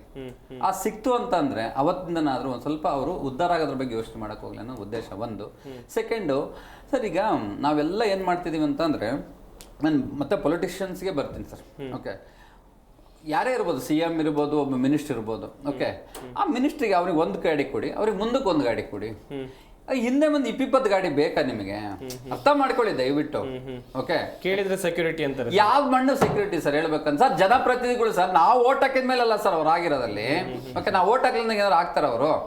ಯಾವ ಕಾರಣಕ್ಕೂ ಆಗಕ್ಕೆ ಚಾನ್ಸಸ್ ಇಲ್ಲ. ಓಕೆ, ಒಂದು ಗಾಡಿ ನಾವು ಸೆಕ್ಯೂರಿಟಿ ಕೊಡೋಣ. ಓಕೆ, ಒಬ್ಬ ಮಿನಿಸ್ಟ್ರಿಗೂ ಒಂದು 3-4 ಗಾಡಿ ಬೇಕು, ಇನ್ನೊಬ್ರಿಗೆ ಏನು ಬೇಕು ಸರ್? ಹೋಗ್ಲಿ, ಒಂದು ಗಾಡಿ ಫ್ರಂಟಲ್ಲಿ ಒಂದು ಕಾನ್ವೇನೋ ಇನ್ನೊಂದೇನೋ ಅವ್ರಿಗೆ ಒಂದು ಸ್ಪೆಷಲ್ ಕೊಟ್ಟು ಕೊಡೋಣ ಅಂದ್ರೂ ಕೂಡ ಸರ್, ಒಬ್ಬೊಬ್ರು ಮನೆ ಮುಂದೆ ಈಗ ನೋಡ್ರಿ, ಈಗ ಯಾರೇ ಒಬ್ರು ಮನೆ ಮುಂದೆ 4 ರಿಸರ್ವ್ ವ್ಯಾನ್ಗಳು ನಿಂತ್ಕೊಂತ. Sorry to say this word. Okay, ಆ ರಿಸರ್ವ್ ವ್ಯಾನ್ ಕೂಡ ಅಪ್ ಅಂಡ್ ಡೌನ್ ಮಾಡ್ಲೇಬೇಕು. ಅವ್ರೆ ಅಲ್ಲೇ ಇತ್ಕೊಳಕ್ಕಾಗಲ್ಲ. ಅವ್ರನ್ನೆಲ್ಲ ಶಿಫ್ಟಿಗೆ ಚೇಂಜ್ ಮಾಡ್ಬೇಕು. ಎಲ್ಲೋ ಒಂದು 30 ಕಿಲೋಮೀಟರ್ 40 ಕಿಲೋಮೀಟರ್ ದೂರ ಇರ್ತಾರೆ. ಅವ್ರನ್ನೆಲ್ಲ ಇವ್ರನ್ನ ಬಿಡಬೇಕು, ನೆಕ್ಸ್ಟ್ ಡೇ ಇನ್ನೊಬ್ಬರನ್ನ ಕರ್ಕೊಂಡ್ ಬರ್ಬೇಕು. ಇಲ್ಲಿಂದನೇ ಇವ್ರ ಪೊಲ್ಯೂಷನ್ ಯಾಕೆ ಯೋಚನೆ ಮಾಡಲ್ಲ? ಇವರಿಂದನೇ ಅರ್ಧ ಹಾಳಾಗ್ತಿದೆ ದಯವಿಟ್ಟು.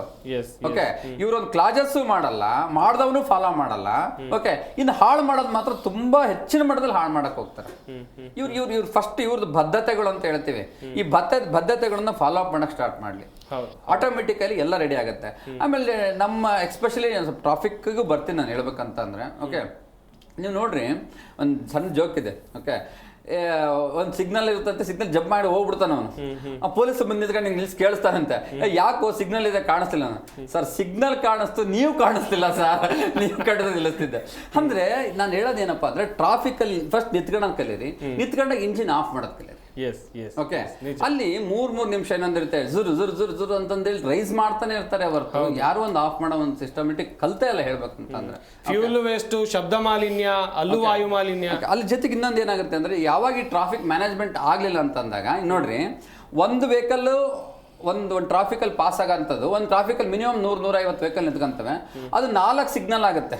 ಇವ್ರು ಹೇಳ್ತಾ ಇದ್ರು ಆಗ್ಲಿ, ನಿಜವಾಗ್ಲೂ ನಾನು ನಿನ್ನೆ ಅದನ್ನ ಅನುಭವಿಸಿದ್ದೀನಿ ಕೇರಪುರಮ್ದು.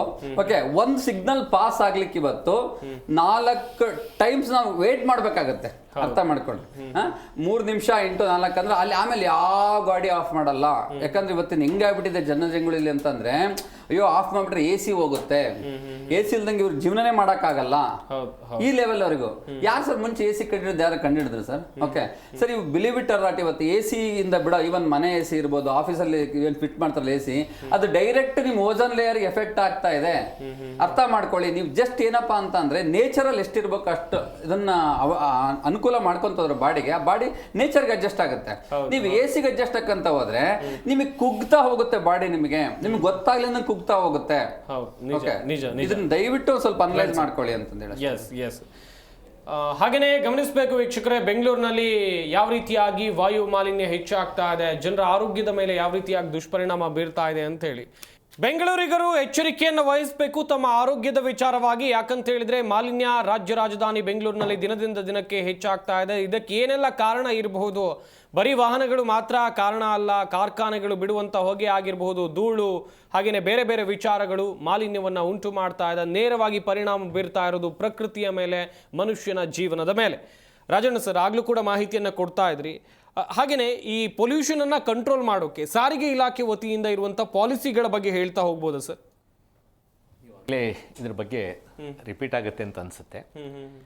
ಈಗ ಮೋಟಾರ್ ವಾಹನ ನಿಯಮಗಳ ಪ್ರಕಾರ ವೆಹಿಕಲ್ ಒಂದ್ಸರಿ ಮ್ಯಾನುಫ್ಯಾಕ್ಚರ್ ಆಗುತ್ತೆ. ಮ್ಯಾನುಫ್ಯಾಕ್ಚರ್ ಆಗಬೇಕಾದ್ರೆ ಒಂದು ಸರ್ಟಿಫೈಡ್ ಕಂಪ್ನಿಗಳಿಂದ ವೆಹಿಕಲ್ ಸರ್ಟಿಫೈ ಆಗಿ ನಂತರ ದೇಶದಲ್ಲಿ ನೋಂದಣಿ ಮಾಡತಕ್ಕಂಥ ಪ್ರಕ್ರಿಯೆ ಶುರುವಾಗುತ್ತೆ. ಅಂದರೆ ಈ ವೆಹಿಕಲ್, ಯಾವುದೇ ವೆಹಿಕಲ್ಲು ತಯಾರಾದ ತಕ್ಷಣ ಸರ್ಟಿಫೈಡ್ ಕಂಪ್ನಿಗಳಲ್ಲಿ this vehicle meets a standards ಅಂತ ಹೇಳಿ ರಸ್ತೆಗೆ ಬಿಡ್ತೇವೆ. ಬಿಟ್ಟ ಮೇಲೆ ಅವುಗಳನ್ನು ನಿರ್ವಹಣೆ ಮಾಡ್ತಕ್ಕಂಥದ್ದು ಸಾರ್ವಜನಿಕರು ಮತ್ತು ಅವುಗಳನ್ನು ನಿಯಂತ್ರಣ ಮಾಡ್ತಕ್ಕಂಥದ್ದು ಸಾರಿಗೆ ಇಲಾಖೆಯ ಜವಾಬ್ದಾರಿ ಇರುತ್ತೆ. ಸಾರಿಗೆ ಇಲಾಖೆಯ ಒಂದು ಕೇಂದ್ರ ಮೋಟಾರು ವಾಹನ ನಿಯಮಗಳಲ್ಲಿ ಈ ಹಿಂದೆ ಪ್ರತಿ ವರ್ಷಕ್ಕೊಮ್ಮೆ ಫಿಟ್ನೆಸ್ನ ತೆಗೆದುಕೊಳ್ತಕ್ಕಂಥ ಒಂದು ವ್ಯವಸ್ಥೆ ಇತ್ತು. ಅದು ಈಗ 2 ವರ್ಷಗಳಿಗೊಮ್ಮೆ, ಅಂದರೆ ಯಾಕೆ 2 ವರ್ಷಗಳಿಗೆ ಒಂದು ಪ್ರತಿ ವರ್ಷ ಇದ್ದಂಥದ್ದನ್ನು 2 ವರ್ಷಕ್ಕೆ ಯಾಕೆ ಮಾಡಿದ್ರು ಅಂದರೆ, ತಂತ್ರಜ್ಞಾನ ಜಾಸ್ತಿ ಆಗಿದೆ, ಹಾಗಿಂದ ಪ್ರತಿ ವರ್ಷ ವೆಹಿಕಲ್ಗಳನ್ನ ಫಿಟ್ನೆಸ್ಗೆ ಅಳವಡಿಸೋದು ಸೂಕ್ತ ಅಲ್ಲ. ಹಾಗೆ ಪ್ರತಿ 8 ವರ್ಷವರೆಗೂ 2 ವರ್ಷಕ್ಕೆ ಫಿಟ್ನೆಸ್ನ ಕೊಡ್ತಕ್ಕಂಥ ಇದನ್ನು, ಅದನ್ನು ಕೂಡ ಹೇಗಿತ್ತು ಅಂದರೆ ಯಾವುದೇ ಒಂದು ಯಾಂತ್ರೀಕೃತವಾಗಿ ಪರೀಕ್ಷೆ ಮಾಡಿ ಕೊಡ್ತಕ್ಕಂಥ ಇದಲ್ಲ, ಕೇವಲ ವಿಷುವಲ್ ಮೆಥಡ್ಸು ಮತ್ತು ಅನುಭವದ ಒಂದು ಆಧಾರದ ಮೇಲೆ ಗಾಡಿಗಳನ್ನ ಓಡಿಸಿ ನಾವು ನೋಡ್ಬೋದಾಗಿರ್ಬೋದು, ಅಥವಾ ಯಾವುದೇ ಒಂದು ಸುರಕ್ಷತಾ ಕ್ರಮಗಳನ್ನ ಕಣ್ಣಿಂದಲೇ ನೋಡಿ ಆ ಒಂದು ಆಧಾರದ ಮೇಲೆ ವೆಹಿಕಲ್ಗೆ ಫಿಟ್ನೆಸ್ ಕೊಡ್ತಕ್ಕಂಥ ಒಂದು ವ್ಯವಸ್ಥೆಗಳಿತ್ತು. ಈಗ ಇತ್ತೀಚೆಗೆ ನೆಲಮಂಗಲದಲ್ಲಿ ಒಂದು ಫಿಟ್ನೆಸ್ ಸೆಂಟರ್ ಅಂತ ಪ್ರಾರಂಭ ಮಾಡಿದ್ದಾರೆ. ಅದೆಲ್ಲ ಖಾಸಗಿಯವರ ಸಹಭಾಗಿತ್ವದಲ್ಲಿ ನಡೀತಾ ಇದೆ. ಇನ್ನೂ ಇದರ ವೇಗ ತೆಗೆದುಕೊಳ್ಬೇಕಾದ್ರೆ ಇನ್ನೂ ಭಾಳಷ್ಟು ವರ್ಷಗಳು ಆಗುತ್ತೆ. ಯಾಕೆಂದರೆ ನೀವು ಸರ್ಕಾರದಲ್ಲಿ ಯಾವುದೇ ಒಂದು ಕೆಲಸಗಳಾಗಬೇಕಾದ್ರೆ ಹೇಗಾಗುತ್ತೆ ಅನ್ನೋದು, ಯಾಕೆಂದರೆ ನಾನು ಎಕ್ಸ್ ಆಗಿರೋದ್ರಿಂದ ನನ್ನಲ್ಲಿ ಯಾವುದೇ ಆದಂಥ ಬಯಾಸ್ ಇಟ್ಕೊಂಡು ನಾನು ಮಾತಾಡೋಕ್ಕೆ, ಒಂದು ವೇಳೆ ಅಧಿಕಾರದಲ್ಲಿದ್ದಾಗ ನಾನು ಹೇಳೋಕ್ಕಾಗ್ತಿರ್ಲಿಲ್ಲ. ಈಗ ನಮ್ಮ ಯಾವುದೇ ಬಯಾಸ್ ಇಲ್ದಲೇ ಹೇಗಿದೆಯೋ ಹಾಗೆ ಹೇಳಬೇಕಾಗತ್ತೆ. ಯಾಕೆಂದರೆ ನಮ್ಮಲ್ಲಿ ಸುಧಾರಣೆ ಆಗಬೇಕು ಅಂತಂದರೆ ಹೇಗಿದೆಯೋ ಹಾಗೆ ಹೇಳಲಿಲ್ಲ ಅಂದರೆ ನಮಗೆ ಕಾಯಿಲೆ ವಾಸಿ ಆಗೋದಿಲ್ಲ. ನಿಜ ನಿಜ ನಿಜ ಸರ್, ನಿಜ. ಇಲ್ಲಾಂದ್ರೆ ಕಾಯಿಲೆ ಹಾಗೇ ಉಳ್ಕೊಳ್ಳುತ್ತೆ. ಮತ್ತು ಇನ್ನು ಕೆಲವು ಸರಿ ಏನಾಗುತ್ತೆ, ಈ ನರಿಯ ಕೂಗು ಗಿರಿಗೆ ಮುಟ್ಟೀತೆ, ಯಾವ ಮಟ್ಟದಲ್ಲಿ ಕೂಗಿದ್ರೆ ಎಲ್ಲಿ ತಟ್ಟಬೇಕು ಅಲ್ಲಿ ತಟ್ಟುತ್ತೆ. ಆದರೆ ನೀವು ಎಷ್ಟೇ ಕೆಲವು ಹೋರಾಟ ಮಾಡ್ಕೊಳ್ಳಿ, ಎಷ್ಟೇ ನೀವು ಸಲಹೆಗಳು ಕೊಡಿ, ಅವೇನನ್ನು ಮುಟ್ಟೋದಿಲ್ಲ. ಅಂದರೆ ರಾಜಕೀಯ ಇಚ್ಛಾಶಕ್ತಿಗಳು ಬೇಕಾಗುತ್ತೆ. ಈಗ ಫಿಟ್ನೆಸ್ ಕೊಡ್ತಕ್ಕಂಥದ್ದು ಒಂದು. ಮತ್ತು ಈ ಸರ್ಕಾರಿ ವಾಹನಗಳಿಗೆ ಈ ಹಿಂದೆ 3,42,000 ರೀಚ್ ಆದಮೇಲೆ ಅವನ್ನು ಕಂಡಮ್ ಮಾಡೋದಕ್ಕೆ ರೆಕಮೆಂಡ್ ಮಾಡ್ಬೋದು ಅಂತ ಇತ್ತು. ಈಗ ಅದನ್ನು 7 ವರ್ಷಕ್ಕೆ ಇಳಿಸಿದ್ದಾರೆ. ಆ ಒಂದು ಕ್ರೈಟೇರಿಯಸನ್ನು 7 ವರ್ಷ ಅಥವಾ 2,000 ಕಿಲೋಮೀಟರ್ಸ್ಗೆ ಇಳಿಸಿದ್ದಾರೆ. ಇದು ನನಗೆ, ನಾನು ಇಲಾಖೆಯಲ್ಲಿ ಇದ್ದಾಗಲೂ ಕೂಡ ನನ್ನದೊಂದು ಪ್ರಶ್ನೆ ಆಗ್ತಾ ಇದೆ. ಈಗ ಟೆಕ್ನಾಲಜಿ, ತಂತ್ರಜ್ಞಾನ ಮುಂದುವರೆದಿರೋದ್ರಿಂದ ನಾವು ಇದನ್ನು ಇನ್ನೂ ಎನ್ಹಾನ್ಸ್ ಮಾಡಬೇಕು ಅಂಥದ್ದು ಇನ್ನೂ ಕೆಳಗಡೆ ಇಳಿಸಿದ್ದಾರೆ ಅಂದರೆ ಅಲ್ಲಿಗೆ ನಾವು ಯಾವುದಾದ್ರೂ ಒಂದು ಒಪ್ಕೋಬೇಕು. ಇಲ್ಲ ನಾವು ತಂತ್ರಜ್ಞಾನದಲ್ಲಿ ನಮ್ಮದು ಕೆಳಗಡೆ ಇಳಿದಿದೆ ಅಂತ ಒಪ್ಕೋಬೇಕು, ಇಲ್ಲ ನಾವು ಕಳಪೆ ಮಟ್ಟದ ವಾಹನಗಳು ತಯಾರಿಸ್ತಾ ಇದ್ದೀವಿ ಅಂತ ಹೇಳ್ಕೋಬೇಕಾಗತ್ತೆ. ಅಥವಾ ನೀವು ಇದ್ದಿದ್ದಂಥ ಒಂದು ವಾಹನಗಳ ಒಂದು ಕಿಲೋಮೀಟರ್ ಅವಧಿನ ಜಾಸ್ತಿ ಮಾಡಬೇಕಾಯಿತು, ಕಡಿಮೆ ಮಾಡಿದ್ದಾರೆ. ಇದು ನನಗೆ ಅಸಮಾಧಾನದಿಂದ ವಿಚಾರ. ಇದು ಸರ್ಕಾರಿ ವಾಹನಗಳಿಗೆ ಮಾತ್ರ ಅನ್ವಯ ಆಗ್ತಕ್ಕಂಥ ವಿಚಾರ. ಮತ್ತು ಈ ಹೊಗೆ ಪರೀಕ್ಷಣಾ ಕೇಂದ್ರಗಳು ಅಂತ ಇದೆ. ಖಂಡಿತವಾಗ್ಲೂ ನನಗಂತೂ ನಾನು ಇಲಾಖೆಯಲ್ಲಿ ಇದ್ದಾಗಲಿಂದಲೂ ಕೂಡ ನನಗೆ ಸಮಾಧಾನ ಇಲ್ಲ. ಇದೇ ವಿಚಾರವಾಗಿ ಕೇಳಬೇಕು ಅನ್ಕೊಂಡೆ. ಎಸ್ ಸರ್, ಮುಂದಿನ ಹಂತದಲ್ಲಿ ಇದೇ ವಿಚಾರವಾಗಿ ನಿಮ್ಮನ್ನ ಪ್ರಶ್ನೆ ಮಾಡ್ತಾ ಹೋಗ್ತೀನಿ. ಮಂಜು ಸರ್, ಇನ್ನೊಂದು ಕಡೆಯಲ್ಲಿ ನಾವು ಲಾಕ್ಡೌನ್ ಅಲ್ಲೆಲ್ಲ ನೋಡಿರಬಹುದು, 2 ಅವಧಿಯಲ್ಲಿ ಲಾಕ್ಡೌನ್ ಆಯ್ತು. ಬೆಂಗಳೂರಿನ ಸಾಕಷ್ಟು ಬೀದಿಗಳಲ್ಲಿ ನಾವು ಕೂಡ ಸುತ್ತಾಡಿದ್ವಿ. ಆ ಸಂದರ್ಭದಲ್ಲಿ ಇದ್ದಂತ ಪ್ರಕೃತಿ ಸೌಂದರ್ಯ, ಮರಗಳು ಹೂ ಬಿಟ್ಟಿದ್ದು, ಎಷ್ಟರ ಮಟ್ಟಿಗೆ ಪೊಲ್ಯೂಷನ್ ಕಂಟ್ರೋಲ್ ಆಗಿತ್ತು ಅಂತ ಹೇಳಿ ಯಾಕಂದ್ರೆ ನಾವೊಂದು ಬೆಲ್ಲೆಂದೂರು ಕೆರೆ ನಾನು ಸಮೀಪ ಅಲ್ಲೇ ವಾಸ ಮಾಡೋದು. ಆಗ ಬೆಲ್ಲೆಂದೂರು ಕೆರೆ ಹೇಗಿತ್ತು ಅಂದರೆ ಸರ್, ಹೊಸ ಕೆರೆ ನೀರು ತುಂಬ್ದಂಗೆ ಆಗ್ತಾನೆ ಹೊಸದಾಗಿ ನೀರು ಫ್ರೆಶ್ ಆಗಿ ಪಕ್ಷಿಗಳ ಕಲರ್ ಏನು ಬಹಳ ಚೆನ್ನಾಗಿ ಅಷ್ಟು ನೀಟಾಗಿತ್ತು. ನೀರು ಇದ್ದಿದ್ದ ಕಲರು, ಆ ಕಲರು ತಿಕ್ಕಾಗಿ ಕಪ್ಪಾಗಿದ್ದ ನೀರು ನಾರ್ಮಲ್ ಗ್ರೀನ್ ಕಲರ್ ಬಂದಿತ್ತು. ನೊರೆ ಕಡಿಮೆ ಆಗಿತ್ತು. ಸೊ ಅಂದ್ರೆ ಅವಾಗಿನ ಮಾಲಿನ್ಯ ಕಡಿಮೆ ಅಂದ್ರೆ ಜನಗಳೇ ನಾವುಗಳೇ ಮಾಡ್ಕೊಂತ ಇರ್ತಕ್ಕಂಥ ಅನಾಹುತ ಇದು. ನಮಗೆ ನಾವೇ ವಿಷ ಇಟ್ಕೋತಾ ಇದೀವಿ, ನಮಗೆ ನಾವೇ ಹಾಳು ಮಾಡ್ಕೋತಾ ಇದೀವಿ ನಮ್ಮನ್ನು ನಾವು. ಯಾರೋ ಸರ್ ಮನೆ ಮುಂದೆ ಒಂದು ಮರ ಇದೆ, ಆ ಮರನ ಉಳಿಸ್ಕೊಳಪ್ಪ ಅಂತ ಹೇಳಿದ್ರೆ, ಇಲ್ಲ ಮರ ನನಗೆ ಬೇಡ, ನನ್ನ ಕಾರ್ ಪಾರ್ಕಿಂಗ್ ಜಾಗ ಬೇಕು ಅಂತ ಹೇಳ್ತಾನೆ. ಆ ಮರದ ವ್ಯಾಲ್ಯೂ ಗೊತ್ತಿಲ್ಲ ಇವತ್ತಿನ ಜನಕ್ಕೆ. ಆ ಒಂದು ವೃಕ್ಷದ ವ್ಯಾಲ್ಯೂ ಗೊತ್ತಿಲ್ಲ ಮೇಲೆ ಆತ ಹೇಗೆ ಬದುಕ್ತಾನೆ? ಅದು ಇಡೀ ಅವನ ಮನೆಯ ಕಂಪ್ಲೀಟ್ ಅಷ್ಟು ಜನಕ್ಕೂ ಆಕ್ಸಿಜನ್ ಕೊಡುವಂತ ಒಂದು ವೃಕ್ಷನ ಆತ ಬೇಡ ಅಂತಾನೆ. ಇವಾಗ ಕೋವಿಡ್ ಅಲ್ಲಿ ನಾವು ಉಸಿರಾಟಕ್ಕೆ ಎಷ್ಟೆಲ್ಲ ವನವಾಸ ಬಿದ್ವಿ ಸರ್. ಉಸಿರಾಟಕ್ಕೆ ಬಹಳ ವನವಾಸ ಬಿದ್ರಿ. ಅದು ಕೇವಲ ಅವತ್ತು ಒಂದಿಲ್ಲ ಅಲ್ಲ ಸರ್, ಈಗ ವರ್ಷ ಪೂರ್ತಿ ಮುಂದಿನ ದಿನಗಳಲ್ಲಿ ಅದೇ ಆಗುತ್ತೆ ಸರ್. ಆಲ್ಮೋಸ್ಟ್ ತುಂಬಾ ಜನಕ್ಕೆ ಲಂಗ್ಸ್ ಇನ್ಫೆಕ್ಷನ್ ಸರ್, ತುಂಬಾ ಜನಕ್ಕೆ ಲಂಗ್ಸ್ ಇನ್ಫೆಕ್ಷನ್ ಆಗಿದೆ. ಬಹಳಷ್ಟು ಕಣ ಹೇಳ್ಕೊತಾ ಇಲ್ಲ ಅಷ್ಟೇ ಸರ್. ಕೆಲವರು ಬರ್ತಾ ಇಲ್ಲ ಬೀದಿಗೆ. ಇವತ್ತು ಸೆನ್ಸಸ್ ಮಾಡಿದೆ ಸರ್, ಆರೋಗ್ಯ ಇಲಾಖೆ ಸೆನ್ಸಸ್ ಮಾಡಿದ್ರೆ ಮೆಜಾರಿಟಿ ಆಫ್ ಈ ವಿಚಾರ ಬರೋದೇ ಇವತ್ತಿನ ದಿನ ಹೃದಯದ ಸಮಸ್ಯೆಗಳು, ಅದು ಲಂಗ್ಸ್ ಇನ್ಫೆಕ್ಷನ್ ಬಿಕಾಸ್ ಆಫ್ ಈ ಪೊಲ್ಯೂಷನ್. ಆ ಗಾಳಿ ಏನ್ ಸರ್ ಇವತ್ತು ಏನೆಲ್ಲ ಆಗ್ತಾ ಇದೆ ಸರ್ ಗಾಳಿಗೆ. ಇವತ್ತು ಅದನ್ನ ನಿಯಂತ್ರಿಸಕ್ಕೆ ಏನ್ ಕ್ರಮ ಕೈಗೊಳ್ತಾ ಇದ್ದಾರೆ ಇಲಾಖೆಗಳವರು. ಅವರು ಸಾರ್ ಹೇಳಿದಾಗೆ ಅವರೊಬ್ಬ ನಮಗ್ ಮಾತ್ರ ಅಲ್ಲ ಆರೋಗ್ಯ, ಅವ್ರಿಗೂ ಆರೋಗ್ಯ ಇದೆ, ಅವ್ರ ಮಕ್ಕಳಿಗೂ ಆರೋಗ್ಯ ಇದೆ. ಅವ್ರ ಮಿನಿಸ್ಟರ್ ಆಗ್ಲಿ ಅಥವಾ ಅಧಿಕಾರಿಗಳು ಯಾರೇ ಆಗ್ಲಿ, ನಮ್ಮ ಕ್ಲೈಮೇಟ್ ನ ಹೇಗೆ ಸುಧಾರಿಸ್ತಾ ಇದ್ದೀರಾ ನೀವು? ನಿಮ್ಗೆ ಕೊಟ್ಟಿರ್ತಕ್ಕಂಥ ಅಧಿಕಾರ ದಯವಿಟ್ಟು ಉಪಯೋಗಿಸ್ಕೊಳ್ಳಿ. ಬೇರೆ ದೇಶದಲ್ಲೆಲ್ಲ ಏನೇನೋ ಕ್ರಮ ಕೈಗೊಂಡಿದ್ದಾರೆ. ಇವತ್ತು ಬೇರೆ ದೇಶಗಳು ನಾವು ಫಾಲೋ ಮಾಡ್ತಾ ಇದೀವಿ. ನಮ್ಮಲ್ಲಿ ಅಭಿವೃದ್ಧಿ ಬೇಕು, ಖಂಡಿತ ಇಲ್ಲ ಅಂತಲ್ಲ. ಪ್ಲಾನ್ ಮಾಡ್ತಾ ಇಲ್ಲ ನೀವು. ಯಾಕೆ ನಮ್ಮಲ್ಲಿ ಯಾಕೆ ನೀವು ಆ ಪ್ಲಾನ್ ಮಾಡಿ ಏನು ವರ್ಕ್ ಮಾಡ್ತಾ ಇಲ್ಲ? ನೀವು ಯಾಕೆ ಸುಮ್ಮನೆ ಕೂತ್ಕೊಂಡಿದ್ದೀರಾ?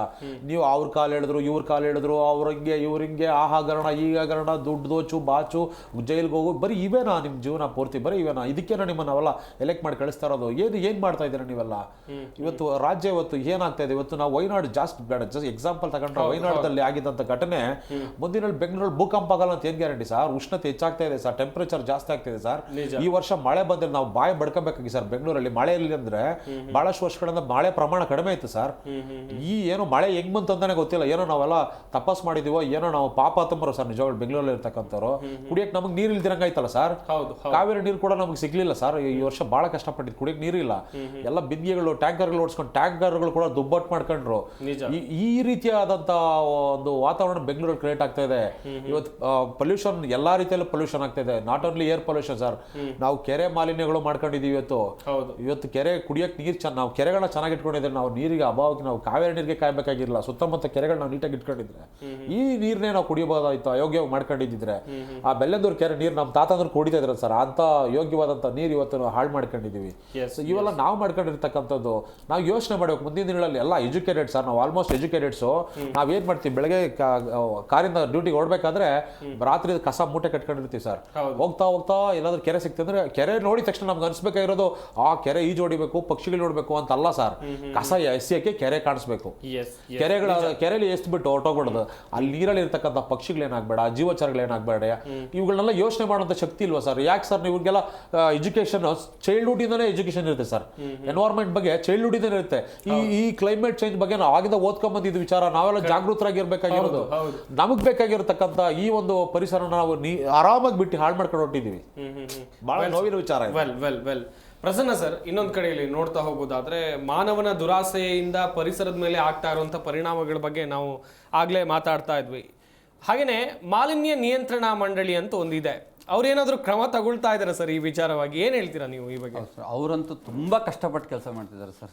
ಓಕೆ, ಯಾವ ರೀತಿ ಕಷ್ಟಪಡ್ತಾರೆ ಅಂತ ಅಂದ್ರೆ, ಯಾಕಂದ್ರೆ ಇರೋದನ್ನ ಹೇಳಕ್ ಇಷ್ಟಪಡ್ತೀನಿ ಸರ್. ನಾನು ಬೇರೆ ಹುಟ್ಟಿಸ್ಕೊಂಡು ಏನು ಹೇಳಂಗಿಲ್ಲ.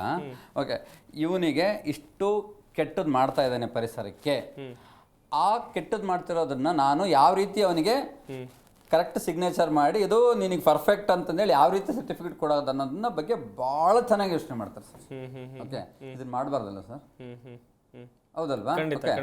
ಇವರಿಗೆ ಎಷ್ಟು ಫೆಸಿಲಿಟೀಸ್ ಕೊಡುತ್ತೆ ಗೌರ್ಮೆಂಟ್ ಅಂತ ಅಂದ್ರೆ, ನೀನು ಎಲ್ಲೋ ಒಂದು ಕಡೆ ಇಲ್ಲಿಂದ ಒಂದು 60 ಕಿಲೋಮೀಟರ್ 70 ಕಿಲೋಮೀಟರ್ಲಿ ಒಂದು ಕಾರ್ಖಾನೆ ಬರ್ತಾ ಇದೆ ಅಥವಾ ಒಂದೇನೋ ಒಂದು ಮ್ಯಾನುಫ್ಯಾಕ್ಚರಿಂಗ್ ಯೂನಿಟ್ ಬರ್ತಾ ಇದೆ ಅಂದರೆ ಇವ್ರಿಗೆ ಸ್ಪೆಷಲ್ ವೆಹಿಕಲ್ಸ್ಗಳು, ಓಕೆ, ಇವ್ರಿಗೆ ಸ್ಪೆಷಲ್ ಸಂಬಳ, ಸ್ಪೆಷಲ್ ಎಲ್ಲ ಇನ್ಸೆಂಟಿವ್ಸ್ ಕೊಟ್ಟು ಅದು ಎದರಲ್ಲಿ ನಾವೆಲ್ಲ ಕಟ್ಟೋ ಟ್ಯಾಕ್ಸಲ್ಲಿ ಆ ದುಡ್ಡಲ್ಲಿ ಇವ್ರಿಗೆ ಕೊಟ್ಬಿಟ್ಟು ಹೋಗಪ್ಪ ಅವ್ನು ನೋಡು ಏನಾದ್ರು ಕರ್ಮ ಮಾಡ್ತಿದ್ದಾನೋ ಪಾಪ ಮಾಡ್ತಿದ್ದಾನೋ ಸ್ವಲ್ಪ ನೋಡ್ಬಿಟ್ಟು ಈಗ ಎಕ್ಸಸ್ ಆಗ್ತಾ ಇದೆ ಅಂತ ಸುತ್ತಮುತ್ತಲು ಹಳ್ಳಿಯವರು ಅಥವಾ ಯಾರೋ ಒಂದು ಪ್ರಾಬ್ಲಮ್ಗೆ ಒಳಗಾಗ್ತಿದ್ದಾರೆ, ಅದನ್ನ ನೋಡ್ಬಿಟ್ಟು ಅದನ್ನ ತಡೀರಿ ಅಂತೇಳಿ ಕಳಿಸಿದ್ರೆ ಇವ್ರಿಗೆ ಏನಿಲ್ಲ, ಅಲ್ಲಿ ಏನು ಪಾಕೆಟ್ ಗಿಕೆಟ್ ರೆಡಿ ಮಾಡಿರ್ತಾರೆ ಅದನ್ನ ಏನ್ ತಗೊಂಡ್ಬಿಟ್ಟು ಓಕೆ ಅದರಿಂದ ಈ ಸರ್ಟಿಫಿಕೇಶನ್ ನೀಟಾಗಿ ಇಲ್ಲ ಇದು ಪರ್ಫೆಕ್ಷನ್ ಆಗಿ ಕೊಡ್ತಾ ಇದೆ, ಯಾವುದೇ ತರನಾದ ಕೆಟ್ಟದ ಒಂದು ಆಕ್ಸೈಡ್ನಾಗ್ಲಿ ಅನಿಲನಾಗ್ಲಿ ಅದು ಹೊರ ಆಗ್ತಿಲ್ಲ ಅನ್ನೋದನ್ನ 2 ದಿನ ಪ್ರಿಪ್ರೇಷನ್ ಮಾಡ್ಕೊಂಡು ಓಕೆ ಅದನ್ನು ಪ್ರಿಪ್ರೇಷನ್ ಹೆಂಗ್ ಮಾಡ್ಕೊಂತಾರೆ ಅಂತಂದ್ರೆ ಅವ್ರು ಕೊಡೋ ಒಂದು ಇಂಟೇಕ್ ಮೇಲೆ ಅದು ಹೆಂಗೆ ಅವ್ರು ಇಂಟೇಕ್ ಜಾಸ್ತಿ ಕೊಟ್ಕೊಂಡು ಹೋಗ್ತಾರೆ ಅಷ್ಟಷ್ಟು ಇವ್ರದ್ದು ಇದನ್ನ ಕಡಿಮೆ ಮಾಡಿಬಿಟ್ಟು ಬರೆದು ಕೊಡ್ತಾರೆ ಸರ್. ಇದು ಯಾಕೆ ಬೇಕು ಸರ್ ಇದು? ಅದಕ್ಕೆ ಅಣ್ಣವ್ರು ಭಾಳ ದೊಡ್ಡ ಹಾಡುಗಳು ಹೇಳಿದಾನೆ, ಮಾನವನ ಆಸೆಗೆ ಕೊನೆಯಲ್ಲಿ ಅಂತಂದು ಹೇಳ್ಬಿಟ್ಟು ನಾನು ಆಸೆ ಪಡಿ ದುರಾಸೆಗೆ ಹೋಗ್ಬೇಡಿ ಅಂತ ಹೇಳ್ತಾ ಇರೋದು. ಓಕೆ, ಆಮೇಲೆ ಎಲ್ಲರೂ ಈಗ ಫಾರ್ ಎಕ್ಸಾಂಪಲ್ ನೋಡಿ, ಈಗ ಮೆಟ್ರೋ ಅನ್ನೋದು actually to be frank with you ತುಂಬಾ ಚೆನ್ನಾಗಿದೆ, ಕನ್ವೀನಿಯಂಟ್ ಆಗಿದೆ. ಓಕೆ, ನಾನು ಹೇಳೋದು ಮೆಜೆಸ್ಟಿಕ್ ಸಾರಿ ವಿಧಾನಸೌಧ ಒಂದಿಬ್ರು ಮಿನಿಸ್ಟ್ರಿಗಳು ಬರ್ಲಿ ಬಿಡಿ. ಈಗ ವಿಧಾನಸೌಧದಿಂದ ದೂರ ಅಂತಿಲ್ಲ, ಅವ್ರು ಬರೋದೇನಪ್ಪ ಅಂದ್ರೆ ಅವ್ರ ಮನೆಯಿಂದ ವಿಧಾನಸೌಧಕ್ಕೆ ಬರ್ತಿರ್ತಾರೆ, ಎಲ್ಲ ಕೆಂಗೇರಿಯಿಂದ ಬರ್ತಾರೆ ಅಂತ ತಿಳ್ಕೊಳ್ಳಿ ಆಯ್ತಾ. ಒಂದ್ಸರಿ ಕೆಂಗೇರಿಯಿಂದ ಮೆಟ್ರೋನಲ್ಲಿ ಬರ್ಲಿ, ಅವ್ರ ಹಿಂದೆ ಮುಂದೆ 3-4 ವೆಹಿಕಲ್ಸ್ಗಳು ಬರೋದಕ್ಕಿನ್ನು ಒಬ್ರೇ ಆರಾಮಾಗಿ ಅವರು ಅವ್ರ PA-ಗಳು ಓಕೆ ಬಂದು ಇಳಿದ ತಕ್ಷಣ ವಿಧಾನಸೌಧ ಕಾಣಿಸುತ್ತೆ, ಅದು ದೂರ ಎಲ್ಲ ಬೇಕು, ಅಲ್ಲೂ ಕೂಡ ಸೆಕ್ಯೂರಿಟಿ ಚೆಕ್ ಆಗುತ್ತೆ, ಹೌದಲ್ವಾ? ಬಂದ್ಬಿಟ್ಟು ಹೋಗ್ಲಿ ಒಳಗಡೆ ಹೋಗ್ಲಿ ಅಂದ್ರೆ ಏನಂದ್ರೆ ನಾನು ಹೇಳೋದು ಮಾರ್ಪಾಡು ಅಂತ ಹೇಳ್ತೀವಿ. ಈ ಮಾರ್ಪಾಡನ್ನ ಯಾವ ಲೆವೆಲಿಗೆ ತಗೋಬೇಕು ಅಂತಂದ್ರೆ ಅವರು ಪ್ರತಿಯೊಬ್ರು ಕೂಡ ಓಕೆ ಎಸ್ ಇದು ನನ್ನಿಂದ ಸ್ಟಾರ್ಟ್ ಆಗ್ಬೇಕು, ನೀನ್ ಮಾಡಯ್ಯ ಇವ್ರು ಮಾಡ ಅಂತ ಹೇಳೋದಕ್ಕಿನ್ನು ನನ್ನಿಂದ ಚಾರಿಟಿ ಬಿಗಿನ್ಸ್ ಫ್ರಮ್ ಹೋಮ್ ಅಂತೆ. ಓಕೆ, ಯಾರೋ ಕೆಲವು CM-ಗಳು ಕೆಲವು ಇದರಲ್ಲಿ ರಾಜ್ಯದಲ್ಲಿ ಈಗಲೂ ನಿಜವಾಗ್ಲೂ ಬಸ್ಸಲ್ಲೇ ಓಡಾಡ್ತಿದ್ದಾರೆ. ನಮ್ಮ ಕರ್ನಾಟಕದಲ್ಲಂತೂ ಯಾವ CM ಆಗಿರ್ಬೋದು ಯಾವ ಮಿನಿಸ್ಟರ್ ಆಗಿರ್ಬೋದು ಹಂಗ ಅಡ್ಡಾಡಿರೋದು ನೋಡೇ ಇಲ್ಲ. ಆರಾಮಾಗಿ ಎಷ್ಟು ಚೆನ್ನಾಗಿದೆ ಅಂತ ನಮ್ಮಲ್ಲಿರುವಷ್ಟು ಫೆಸಿಲಿಟೀಸ್ ಏನಿದೆ ಅಲ್ಲ ಅದು ಎಸ್ಪೆಷಲಿ ವಿಧಾನಸೌಧ ಅಪ್ರೋಚ್ ಆಗಿದೆ ಅಲ್ವಾ, ಅತ್ಯದ್ಭುತವಾಗಿದೆ. Okay, sorry to say this, ಇನ್ನೊಂದು ಆಫೀಸರ್ಸ್ಗಳು ಗಂಡ ಅಂತ ಇಬ್ರಿದ್ರು ಅಂತಂದ್ರೆ ಇಬ್ರಿಗೆ 2 ವೆಹಿಕಲ್ ಕೊಡ್ತಾರೆ, ಅವ್ರು 2 ಬರ್ತಾರೆ. ಸಾಹೇಬ್ರಿಗೆ ಚೆನ್ನಾಗಿ ಗೊತ್ತಿದ್ದೀವಿ ಗವರ್ಮೆಂಟ್ ಡಿಪಾರ್ಟ್ಮೆಂಟ್ ಅಲ್ಲಿ ಇದ್ದಾರೆ. ಇದು ಅಂತ ಅನ್ಯಾಯದ ಪರಮಾವಧಿಯಲ್ಲ ಸರ್, ಏನೇ ಆಗಿರ್ಬೋದು. ಓಕೆ, ಒಂದು ಗಾಡಿ ನಾನು ಹೇಳೋದು ಒಂದು ಸ್ವಲ್ಪ ಮೈಕ್ರೋ ಮ್ಯಾನೇಜ್ಮೆಂಟ್ ಮಾಡಿ, ಪ್ರತಿಯೊಂದು ಮೈಕ್ರೋ ಮ್ಯಾನೇಜ್ಮೆಂಟ್ ಮಾಡಿ ಅಂದ್ರೆ ಮುಂದಿನ ಫ್ಯೂಚರ್ಗೋಸ್ಕರ ಇದರಲ್ಲಿ ಯಾರ್ದು ನಾವು ಕೆಟ್ಟದ್ ಮಾಡ್ಬೇಕು, ಅವ್ರಿಗೆ ಕೆಟ್ಟದ್ ಬಯಸ್ಬೇಕಂತ ಇಲ್ಲ, ಮುಂದಿನ ಫ್ಯೂಚರ್ಗೋಸ್ಕರ ಇವ್ರಾಗೆ ಡಿಸೈಡ್ ಮಾಡ್ಕೊಂಡು ಒಬ್ಬ ಮಿನಿಸ್ಟರ್ಗಳು ನಾಳೆಯಿಂದ ಬರ್ಲಿ ಅನ್ನೋದು ನಮ್ದೊಂದು ಆಸೆ sir. Actually well sir Rajanna sir, ಇನ್ನೊಂದು ಕಡೆಯಲ್ಲಿ ತುಂಬಾ ಜನರಿಗೆ ಗೊತ್ತಿಲ್ಲ, ಈಗ ಈ ಗಾಡಿಗಳಿಗೆ ವಾಹನಗಳಿಗೆ ಎಮಿಷನ್ ಟೆಸ್ಟ್ ಯಾಕೆ ಮಾಡಿಸ್ತಾರೆ ಅಂತೇಳಿ, ವರ್ಷಕ್ಕೊಮ್ಮೆಯೋ 6 ತಿಂಗಳಿಗೊಮ್ಮೆಯೋ ಮಾಡಿಸುವಂತ ಎಮಿಷನ್ ಟೆಸ್ಟ್ ನಾವು ಯಾಕೆ ಮಾಡಬೇಕು, ಯಾಕೆ ಅದಕ್ಕೆ ದುಡ್ಡು ಕೊಡಬೇಕು ಅಂತ ಕೇಳ್ತಾರೆ. ಏನ್ ಹೇಳ್ತೀರಾ ಸರ್? ಒಳ್ಳೆ ಪ್ರಶ್ನೆ ಕೇಳಿದ್ರಿ. ಇದ್ರ ಬಗ್ಗೆ ನಾನು ರಿಸರ್ಚ್ ಮಾಡ್ದಂಗೆ ಮಾಡಿಬಿಟ್ಟಿದ್ದೀನಿ. 2017 ಸೀರಿಯಸ್ ಆಗಿ ಯಾವುದೋ ಒಂದು ಪತ್ರಿಕೆಯಲ್ಲಿ ನನ್ನ ವರದಿಗಳೇ ಅಂದರೆ ನನ್ನ ವಿಚಾರಗಳು, ಬಟ್ ಅಲ್ಲಿ ಹೆಸರು ಬಂದಿದ್ದು ಪತ್ರಿಕೆಯವರು ಅಷ್ಟೇ. ಅಂದರೆ ನಮ್ಮ ಕಡೆಯಿಂದ ಇನ್ಪುಟ್ಸ್ ತಗೊಂಡು ಹೇಗೆ ನಡೀತಾ ಇದೆ ಇದ್ರ ಬಗ್ಗೆ ಅಂದ್ಬಿಟ್ಟು ಭಾಳ ವಿಸ್ತೃತವಾಗಿ 1 ವಾರ 7 ದಿನಗಳ ಕಾಲ ಇದನ್ನು ಪ್ರಚಾರ ಮಾಡಿದ್ರು.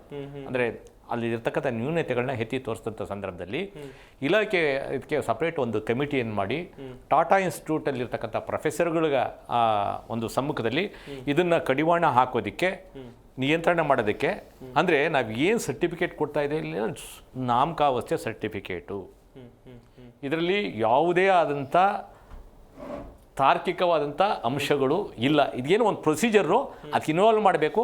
ಅವ್ರು ಹೇಳಿದ್ರಲ್ಲ ಹಾಗೆ ಒಂದು ಸರ್ಟಿಫಿಕೇಟ್ ಬೇಕು, ತೆಗೆದುಕೊಂಡು ಇಟ್ಕೋಬೇಕು. ಯಾವುದೇ ಒಂದು ಡ್ರೈವರ್ಗಳ ಹತ್ರ ಒಬ್ಬ ಏನೋ ಆಟೋ ರಿಕ್ಷಾ ಇರ್ಬೋದು, 2 ವೀಲರು, ಅಥವಾ ಗಾಡಿದು ಫಿಟ್ನೆಸ್ ಇಲ್ದ್ರೂ ಪರವಾಗಿಲ್ಲ, ಅಂಥವು ಎಮಿಷನ್ ಸರ್ಟಿಫಿಕೇಟ್ ಇರುತ್ತದೆ. ಯಾಕೆ ಸುಲಭನಾಗಿ ಅವಂತ ಇನ್ಶೂರೆನ್ಸ್ ಮಾಡಿಸಿದ್ರು ಪರವಾಗಿಲ್ಲ, ಅವಂಥವು ಎಮಿಷನ್ ಸರ್ಟಿಫಿಕೇಟ್ ಇರ್ತದೆ. ಯಾರ ಹತ್ರ ಎಮಿಷನ್ ಸರ್ಟಿಫಿಕೇಟ್ ಇರೋದಿಲ್ಲ ಗೊತ್ತಾ? High end car, Mercedes, Benz, BMW, ನೀವು ಎನಿ ಹೈ ಎಂಡ್ ಕಾರ್ಸು ಇವತ್ತು ಹೋಗ್ಬಿಟ್ಟು ಸುಮ್ಮನೆ ಸ್ಯಾಂಪಲ್ ಚೆಕ್ ಮಾಡಿ ಯಾರ ಹತ್ರ ಎಮಿಷನ್. ನನ್ನ ಯಾರು ಅಲ್ಲಲ್ಲ, ಸ್ವಲ್ಪ ಇದೆ. ನನ್ನ ಯಾರು ನಿಲ್ಸೋರು, ನನ್ನ ಕೇಳೋರು ಯಾರು? ನನಗೆ ರೆಕಮೆಂಡೇಶನ್ ಇದೆ. ಆ ಕಾರುಗಳನ್ನ ತಡೆದು ನಿಲ್ಲಿಸ್ತಕ್ಕಂಥ ಶಕ್ತಿ ನಮ್ಮ ಎನ್ಫೋರ್ಸ್ಮೆಂಟ್ ಆಫೀಸರ್ಸ್ಗಿದೆಯಾ? ಏಕೆಂದರೆ ಇನ್ಯಾಕಪ್ಪ ನಮಗೆ ಯಾಕೆ ಒಂದು ದೊಡ್ಡ ಗಾಡೀಲಿ ಬರ್ತಾರೆ, ಯಾರು ಸಣ್ಣ ಪುಟ್ಟವರಾದರೆ ಅವ್ರನ್ನೆಲ್ಲ ನಿಲ್ಲಿಸಿ ಎಲ್ಲ ಪೂರ್ತ ಕಾನೂನನ್ನ ನಾವು ಚಲಾವಣೆ ಮಾಡೋದಕ್ಕೆ ನನಗೆ ಫುಲ್ ಧೈರ್ಯ ಇರುತ್ತೆ. ಅಂಥವ್ರನ್ನ ನಿಲ್ಲಿಸಿ ತಪಾಸಣೆ ಮಾಡಬೇಕು, ಎನ್ಫೋರ್ಸ್ಮೆಂಟು ಅಂಥವ್ರ ಮೇಲೆ ಮೊದಲು ಮಾಡಿದ್ರೆ ಕೆಳಗಡೆ ಇರೋನಿಗೆ ಆ ಭಯ ಭಕ್ತಿ. ಆದರೆ ನಮ್ಮಲ್ಲಿ ಆ ಎನ್ಫೋರ್ಸ್ಮೆಂಟು ಶಕ್ತಿಗಳು ಇಲ್ಲ, ತುಂಬ ವೀಕ್ ಇದೆ ಅಂತ ನಾನು ಎಲ್ಲೋ ಅಲ್ಲೊಂದು ಇಲ್ಲೊಂದು ಇರ್ಬೋದು, ಗೊತ್ತಾಯ್ತಲ್ಲ. ಇಲ್ಲಿ ನಾವೆಲ್ಲ ನಾನು ಅಂತ ಹೇಳಬಾರ್ದು, ಇರ್ತಾರೆ ಅಧಿಕಾರಿಗಳು ಕೆಲವರು, ಬಟ್ ಅದರ ಪ್ರಮಾಣ ತುಂಬ ಕಡಿಮೆ. ಹೀಗಾಗಿ ಆ ಎಮಿಷನ್ ಸರ್ಟಿಫಿಕೇಟ್ದು ಇದಕ್ಕೆ ಇನ್ವಾಲ್ವ್ಮೆಂಟ್ ಇದಿದೆಲ್ಲ ಸರ್ಟಿಫಿಕೇಟ್ ತಗೊಳ್ತಕ್ಕಂಥದ್ರಲ್ಲಿ ನನಗೆ ಇವತ್ತು ಕೂಡ ಅದರಲ್ಲಿ ರಿಯಲ್ ಆಗಿ ಅದರಲ್ಲಿ ಇರ್ತಕ್ಕಂಥ ಪೊಲ್ಯೂಟೆಂಟ್ಸ್ನ ಸರಿಯಾಗಿ ವೈಜ್ಞಾನಿಕವಾಗಿ ಇದೆ ಅಂತ ಅಂದ್ಬಿಟ್ಟು ನನಗೆ ಇನ್ನೂವರೆಗೂ ನಂಬಿಕೆ ನನಗೆ ಬಂದಿಲ್ಲ. ಯಾಕೆಂದರೆ ನಾನು ಸಾಕಷ್ಟು ಸ್ಟಡಿ ಮಾಡಿದ್ದೀನಿ. ಏನೋ ಒಂದು ಬೇಕು, ಒಂದು ದೇಶಾದ್ಯಂತ ನಡೀತಾ ಇರತಕ್ಕಂಥದ್ದು ಇದೊಂದು ದಂಧೆನೋ ಏನಿದೆ ಇದರಲ್ಲಿ, ಯಾರು ಇದನ್ನು ಪ್ರಶ್ನೆ ಮಾಡೋರಿಲ್ಲ. ನಾನು ಇಲಾಖೆಗೆ ಬಂದಿದ್ದಾಗಿಂದ ಏನು ಮಷಿನ್ ಇದೆಯೋ ಅದೇ ಮಷಿನ್ನಲ್ಲೇ ಟೆಸ್ಟ್ ಮಾಡ್ತಾರೆ, ಅದೇ ಸರ್ಟಿಫಿಕೇಟ್ ಕೊಡ್ತಾ ಇದ್ದಾರೆ. ನೋಡಿ, ಎಲ್ಲ ವಿಚಾರದಲ್ಲಿ ನಮಗೆ ಹೊಸ ತಂತ್ರಜ್ಞಾನ ಬಂತು, ಹೊಸ ಮಷಿನ್ಗಳು ಬಂದು, ಹೊಸ ಚಾನೆಲ್ಗಳು ಬಂದು, ಹೊಸ ಟಿವಿಗಳು ಬಂದು, ಏನೇನೋ ಬಂತು. ಎಲ್ಲ ನಮಗೆ ಏನೇನು ಉಪಯೋಗ ಸಾಧನಗಳು ಬಂದು ಆ ಎಮಿಷನ್ ಚೆಕ್ ಮಾಡ್ತಕ್ಕಂಥ ಮಷಿನ್ ಮಾತ್ರ ಅದೇ ಇದೆ, ಅದೇ ಸರ್ಟಿಫಿಕೇಟ್ ಇದೆ. ಅಲ್ಲಿ ಕೆಲವು ಇದನ್ನು ಅವ್ರಿಗೆ ಏನು ಬೇಕೋ ಹಾಗೆ ಮಾತ್ರ ಸರ್ಟಿಫಿಕೇಟ್ಗೆ ಇದು. ನನಗಂತೂ ಇವತ್ತಿಗೂ ಕೂಡ ನನಗೆ ನಂಬಿಕೆ ಇಲ್ಲ. ಆದರೆ ಇದನ್ನು ಪ್ರಶ್ನೆ ಮಾಡೋರು ಯಾರು, ಕೇಳೋರು ದಕ್ಕತ್ತಾರೆ. ಈ ಬಗ್ಗೆ ವೋಲ್ಸ್ ವ್ಯಾಗನ್ ಕಂಪ್ನಿದು ಕೂಡ ಒಂದು ಈ ಥರ ಫೇಕ್ ಆಗಿ ಇದು ಮಾಡ್ತಾ ಇದ್ದಾರೆ, ರಾಂಗ್ ಸರ್ಟಿಫಿಕೇಟ್ ತಗೋತಾ ಇದ್ದಾರೆ ಅಂತ ಅಂದ್ಬಿಟ್ಟು ದೊಡ್ಡ ಒಂದು ಅಂತಾರಾಷ್ಟ್ರೀಯ ಮಟ್ಟದಲ್ಲೂ ಕೂಡ ನ್ಯೂಸ್ ಆಯಿತು. ಅಂದರೆ ಈ ಪ್ರಮಾಣೀಕೃತ ಮಾಡ್ತಕ್ಕಂಥ ಒಂದು ಸಂಸ್ಥೆಗಳನ್ನೇ ಆ ಸ್ಟ್ಯಾಂಡರ್ಡ್ಸ್ ಮೀಟ್ ಮಾಡದೇ ಇದ್ರು ಅವರಿಗೆ ಆ ಸರ್ಟಿಫಿಕೇಟ್ಗಳನ್ನ ಕೊಡ್ತಾ ಇದ್ದಾರೆ ಅನ್ನೋ ಅದೊಂದು ದೊಡ್ಡ ಒಂದು ಪ್ರಕರಣ ಕೂಡ 2018ರಲ್ಲಿ ಅದೊಂದು ಬಂತು, ಪೇಪರಲ್ಲೆಲ್ಲ ಬಂತದ್ದು. ಹೀಗಾಗಿ ಯಾವುದೇ ನಮಗೆ ನಾವು ರಾಜಕೀಯ ಇರ್ಬೋದು, ಜನಗಳು ಇರ್ಬೋದು, ಅಧಿಕಾರಿಗಳು ಇರ್ಬೋದು, ನಾವು ನಿಷ್ಠಾವಂತಿಕೆಯಿಂದ ಒಂದು ಕಾನೂನನ್ನು ಜಾರಿಗೊಳಿಸ್ತಕ್ಕಂಥದ್ದನ್ನ ಮತ್ತು ಅದಕ್ಕೆ ಬದ್ಧರಾಗಿರ್ತಕ್ಕಂಥ ಮನಸ್ಸು ನಮಗಿಲ್ದೇನೆ ಕೇವಲ ಪುಸ್ತಕದ ರೂಪದಲ್ಲಿ ನಾವು ಕಾನೂನುಗಳು ಯಾವುದೇ ಇಟ್ಕೊಂಡ್ರು ಅದು ಏನು ಪ್ರಯೋಜನ ಆಗೋದಿಲ್ಲ. ಹೇಳ್ದಂಗೆ ನಾವೇ ಹೊಗೆ ಕುಡಿಬೇಕು. ನಾವೇನು ಅನ್ಕೊಂಡಿರ್ತೀವಿ ನನಗೇನೋ ಒಂದಿಷ್ಟು ಲಾಭ ಆಗುತ್ತೆ, ಅದು ಅರ್ಥ ಇಲ್ಲ. ಆಕ್ಸಿಜನ್ ಎಲ್ಲಿಂದ ಬರುತ್ತೆ ಅನ್ನೋದು ಮೂಲಭೂತವಾಗಿ ಅವ್ರಿಗೆ ಕಾನ್ಸೆಪ್ಟೇ ಇಲ್ಲ. ಆಕ್ಸಿಜನ್ ಎಲ್ಲಿಂದ ಬರುತ್ತೆ ಗೊತ್ತಿಲ್ಲ. ಮೊನ್ನೆ ಕರೋನಾದಲ್ಲಿ ಆಕ್ಸಿಜನ್ ಎಷ್ಟೋ ಲಕ್ಷಾಂತರ ರೂಪಾಯಿ ಕೊಟ್ಟು ಆಕ್ಸಿಜನ್ ತಗೊಂಡ್ರು, ಅವಾಗ ಆಕ್ಸಿಜನ್ ಬೆಲೆ ಗೊತ್ತಾಯ್ತು. ಆದರೆ ಈ ಪರಿಸರ ನಮಗೆ ಪುಕ್ಕಟ್ಟೆಯಾಗಿ ದಿನನಿತ್ಯ ನಾವು ಹುಟ್ಟಿದಾಗಿಂದ ನಾವು 61 ವರ್ಷ ಆಯ್ತು, ಇಷ್ಟು ವರ್ಷವರೆಗೂ ಕೊಟ್ಟಿದೆ. ನಾವು ಯಾವತ್ತಾದ್ರೂ ಅದಕ್ಕೆ ದುಡ್ಡು ಎಷ್ಟು ಕೊಟ್ಟಿದ್ದೀವಿ? ಅದ್ರ ಅಲ್ಲಿಗೆ ದುಡ್ಡು ಲೆಕ್ಕ ಹಾಕೊಂಡ್ರೆ ಎಷ್ಟು ಕೋಟಿಗಳಾಗ್ಬೋದು ಅಂತ ಲೆಕ್ಕ ಹಾಕೊಳ್ಳಿ. ಈ ಲೆಕ್ಕ ಹಾಕಲ್ಲ. ಇದೇನಿದು ಜೋಬಿಗೆ ಬರುತ್ತೆ ನೋಟಿನ ಲೆಕ್ಕ ಅಷ್ಟೇ ಮಾತ್ರ ನಾವು ಮಾಡ್ತೀವಿ. ಅಂದ್ರೆ ಇದಕ್ಕೆ ನಾವು ಎಷ್ಟು ಬೆಲೆ ಕೊಡಬೇಕು, ಎಷ್ಟು ಆದ್ಯತೆ ಕೊಡಬೇಕು, ಹೇಗೆ ಪರಿಸರನ ಕಾಪಾಡ್ಕೊಳ್ಬೇಕು ಅನ್ನೋದು ನಾವು ಆಲೋಚನೆ ಮಾಡ್ತಾ ಇಲ್ಲ. ಅದು ಪ್ರಾಮಾಣಿಕ ಪ್ರಯತ್ನಗಳನ್ನ ಯಾವ ಹಂತದಲ್ಲೂ ಮಾಡ್ತಾ ಇಲ್ಲ. ಶೈಕ್ಷಣಿಕವಾಗೂ ಮಾಡ್ತಾ ಇಲ್ಲ, ಆಡಳಿತಾತ್ಮಕವಾಗೂ ಮಾಡ್ತಾ ಇಲ್ಲ, ರಾಜಕೀಯ ಇಚ್ಛಾಶಕ್ತಿ ಯಾವುದರಲ್ಲೂ ಇಲ್ಲ. ಎಲ್ಲ ಏನಂದ್ರೆ ನಾಮಕಾವಸ್ಥೆ ಏನೋ ಒಂದು ಫಾರ್ಮಾಲಿಟೀಸ್ ಬಗ್ಗೆ ನಡ್ಕೊಂಡು ಹೋಗ್ತಾ ಇದೆಯಾ ಹೊರತು ಅಂದ್ರೆ ಈ ಭಸ್ಮಾಸುರನ ಕತೆ ಆಗುತ್ತೆ ಅನ್ನೋದನ್ನ ಗೊತ್ತಿದ್ದೂ ಕೂಡ ನಾವು ಮಾಡ್ತಾ ಇದ್ದೀವಿ. ಹೌದು ಮಂಜು ಸರ್, ಇನ್ನೊಂದು ಕಡೆಯಲ್ಲಿ ಈ ಮಾಲಿನ್ಯದಿಂದ ದೇಶದಲ್ಲಿ 10 ನಗರಗಳಲ್ಲಿ ಪ್ರತಿ ವರ್ಷ 33,000 ಜನ ಸಾಯ್ತಾ ಇದ್ದಾರೆ. ಪ್ರತಿ ನಗರಗಳಲ್ಲಿ 33,000 ಜನ ಸಾಯ್ತಾ ಇದ್ದಾರೆ ಎನ್ನುವುದಾಗಿ ರಿಪೋರ್ಟ್ಗಳು ಹೇಳ್ತಾ ಇವೆ. ಅಷ್ಟರ ಮಟ್ಟಿಗೆ ತೊಂದರೆ ಆಗ್ತಾ ಇದ್ರು ಕೂಡ ಯಾವುದೇ ಒಂದು ಕ್ರಮಗಳಿಲ್ಲ. ಏನ್ ಹೇಳ್ತೀರಾ? ಅದೇ ಸರ್, ಇವ್ರು ಏನಕ್ಕಿದ್ದಾರೆ ಅಂತ ಗೊತ್ತಾಗ್ತಲ್ಲ ಸರ್. ಇವ್ರಿಗೆ ಏನಕ್ಕೆ ಚುನಾವಣೆ ಏನಕ್ಕೆ ಬೇಕೋ, ವಿಧಾನಸೌಧದಲ್ಲಿ ಕೂತ್ಕೊಳ್ಳೋಕೆ ಏನಕ್ಕೆ ಬೇಕೋ, ಅಧಿಕಾರ ಏನಕ್ಕೆ ಬೇಕೋ, ಈ ಥರ ಸರ್ ಪರೀಕ್ಷೆ ಮಕ್ಕಳು ಇವತ್ತಿನ ದಿನ ಬೀದಿಗೆ ಇಟ್ಕೋತಾರೆ, ಪ್ರತಿಭಟನೆ ಮಾಡ್ತಾರೆ. ಶಾಲೆ ಮಕ್ಕಳು ಅವ್ರಿಗಿರ್ತಕ್ಕಂಥ ಮಿನಿಮಮ್ ಕಾಮನ್ ಸೆನ್ಸ್ ಇಲ್ಲ ಸರ್. ನಮ್ಮಲ್ಲಿ ಇರ್ತಕ್ಕಂಥವ್ರಿಗೆ ಒಂದು ಸಚಿವರು 360 ದಿನದಲ್ಲಿ ಅಟ್ಲೀಸ್ಟ್ 30 ದಿನದ ಯೋಜನೆ ಹಾಕೊಂಡ್ಲಿ. ಅವರು 30 ದಿನದ ಯೋಜನೆ ಹಾಕೊಂಡು 30 ಕೆಲಸಗಳು ಮಾಡಲಿ ಸರ್, ನೋಡೋಣ. ಅವರು ನಾವು ಚಾಲೆಂಜ್ ಮಾಡ್ತೀವಿ, ಎಲ್ಲೇ ಬೇಕಾದ್ರೂ ಕೇಳ್ತೀವಿ, ನಾವು ಮನೆಗೆ ಭಿಕ್ಷೆ ಬಿಡ್ತೀವಿ, ನಿಮ್ಗೆ ದಯವಿಟ್ಟು ಸಾಧ್ಯವಾದ್ರೆ ನಮ್ಗೆ ಶುದ್ಧವಾದ ಗಾಳಿ ಕೊಡ್ರಿ. ಈಗ ಸಾಯ್ತಾ ಇದ್ದಾರೆ ಅಂದರೆ ಸಾವಿಗೆ ಯಾರು ಹೊಣೆ? ಸರ್ಕಾರನೇ ಹೊಣೆ ಸರ್. ನಮ್ಮ ಪ್ರಜಾಪ್ರಭುತ್ವ ಹೇಗಾಗ್ಬಿಟ್ಟಿದೆ ಅಂದ್ರೆ ಸಿಕ್ಕಿದ್ನೆಲ್ಲ ದೋಚ್ಕೊಂಡು ಗುಡ್ಸ್ಕೊಂಡು ಏನ್ ದುಡ್ಡು ಬೇಕಷ್ಟೇ ಸರ್. ದುಡ್ಡದಿಂದೇ ಹೋಯ್ತವ್ರೆ. ದುಡ್ಡು ಬೇಕಷ್ಟೇ. ದುಡ್ಡು ಇಲ್ಲ ಅಧಿಕಾರ, ಇವೆರಡಿಂದ ಬೆನ್ಬಿದ್ದವ್ರೆ ಬಿಟ್ರೆ ನಮಗೆ ನಮ್ಮ ಭೂಮಿ ಇದು ಇರ್ತಕ್ಕಂಥ ಒಂದೇ ಭೂಮಿ, ಇದನ್ನ ಹಾಳು ಮಾಡಿ ಇನ್ನೊಂದು ಭೂಮಿ ಇಲ್ಲ ಸರ್ ನಾನು ತಗೊಳಕ್ಕೆ. ಇದನ್ನ ಹಾಳು ಮಾಡ್ಬಿಟ್ಟು ಓಡಕ್ ಬಿಡೋಣ ಇನ್ನೊಂದು ಬೇರೆ ಭೂಮಿ ಇದೆ ಅಂದ್ರೆ ಇಲ್ಲ, ಇರತಕ್ಕಂಥ ಒಂದೇ ಭೂಮಿ. ಈ ಭೂಮಿಯನ್ನು ಶುದ್ಧವಾಗಿ ಚೆನ್ನಾಗಿ ಕಾಪಾಡ್ಕೊಂಡ್ರೆ ನಾವು ಚೆನ್ನಾಗಿರ್ತಕ್ಕಂಥದ್ದು. ಇದು ಎಲ್ಲ ಗೊತ್ತಿರ್ತಕ್ಕಂಥವ್ರೆ. ಅಲ್ಲಿ ಒಂದು climate change department, environment department, ecology department, ಅದಕ್ಕೊಬ್ರು ಸಚಿವರು, ಅದಕ್ಕೊಬ್ರು RFO, ಅದಕ್ಕೊಬ್ರು DFO, ಅದಕ್ಕೆ ACCF, DCCF. ಸರ್ ಎಷ್ಟು ಪೋಸ್ಟ್ಗಳು, ಎಷ್ಟು ಅಧಿಕಾರಿಗಳು, ಎಲ್ಲೆಲ್ಲಿಲ್ಲ ಸರ್ ಅವರು. ಇವ್ರುಗಳಿಗೆ ಎಲ್ಲ ಸೇರ್ಕೊಂಡು ಒಂದೇ ಒಂದು ಕರೆ ಕೊಟ್ರೆ ಸರ್ ಏನಾಗ್ಬೋದು, ನಮ್ಮಲ್ಲಿ ಏನೇನು ಮಾಡ್ಬೋದು ಸರ್. ಅವ್ರು ಯಾಕೆ ತಟಸ್ಥವಾಗಿದ್ದಾರೆ, ಏನಾಗಿದೆ ಇವ್ರಿಗೆ ಸಮಸ್ಯೆ ನಮ್ಗೆ ಗೊತ್ತಿಲ್ಲ ಸರ್. ಒಂದು ಈಗ ಆರೋಗ್ಯ ಇಲಾಖೆ ತಗೊಳ್ಳಿ ಸರ್, ಆ ಇಲಾಖೆಯಲ್ಲಿ ಇರ್ತಕ್ಕಂಥ ಎಷ್ಟೋ ಡಾಕ್ಟರ್ಸ್ ಇದ್ದಾರೆ, ಎಲ್ಲ ವೈದ್ಯರು ಇದ್ದಾರೆ, ಎಷ್ಟೋ ಜನ ಅವರು ಒಂದೇ ಒಂದು ಕರೆ ಕೊಟ್ಟರೆ ಏನೆಲ್ಲ ಜನ ಖಂಡಿತವಾಗಲೂ ಸಪೋರ್ಟ್ಗೆ ಬರ್ತಾರೆ.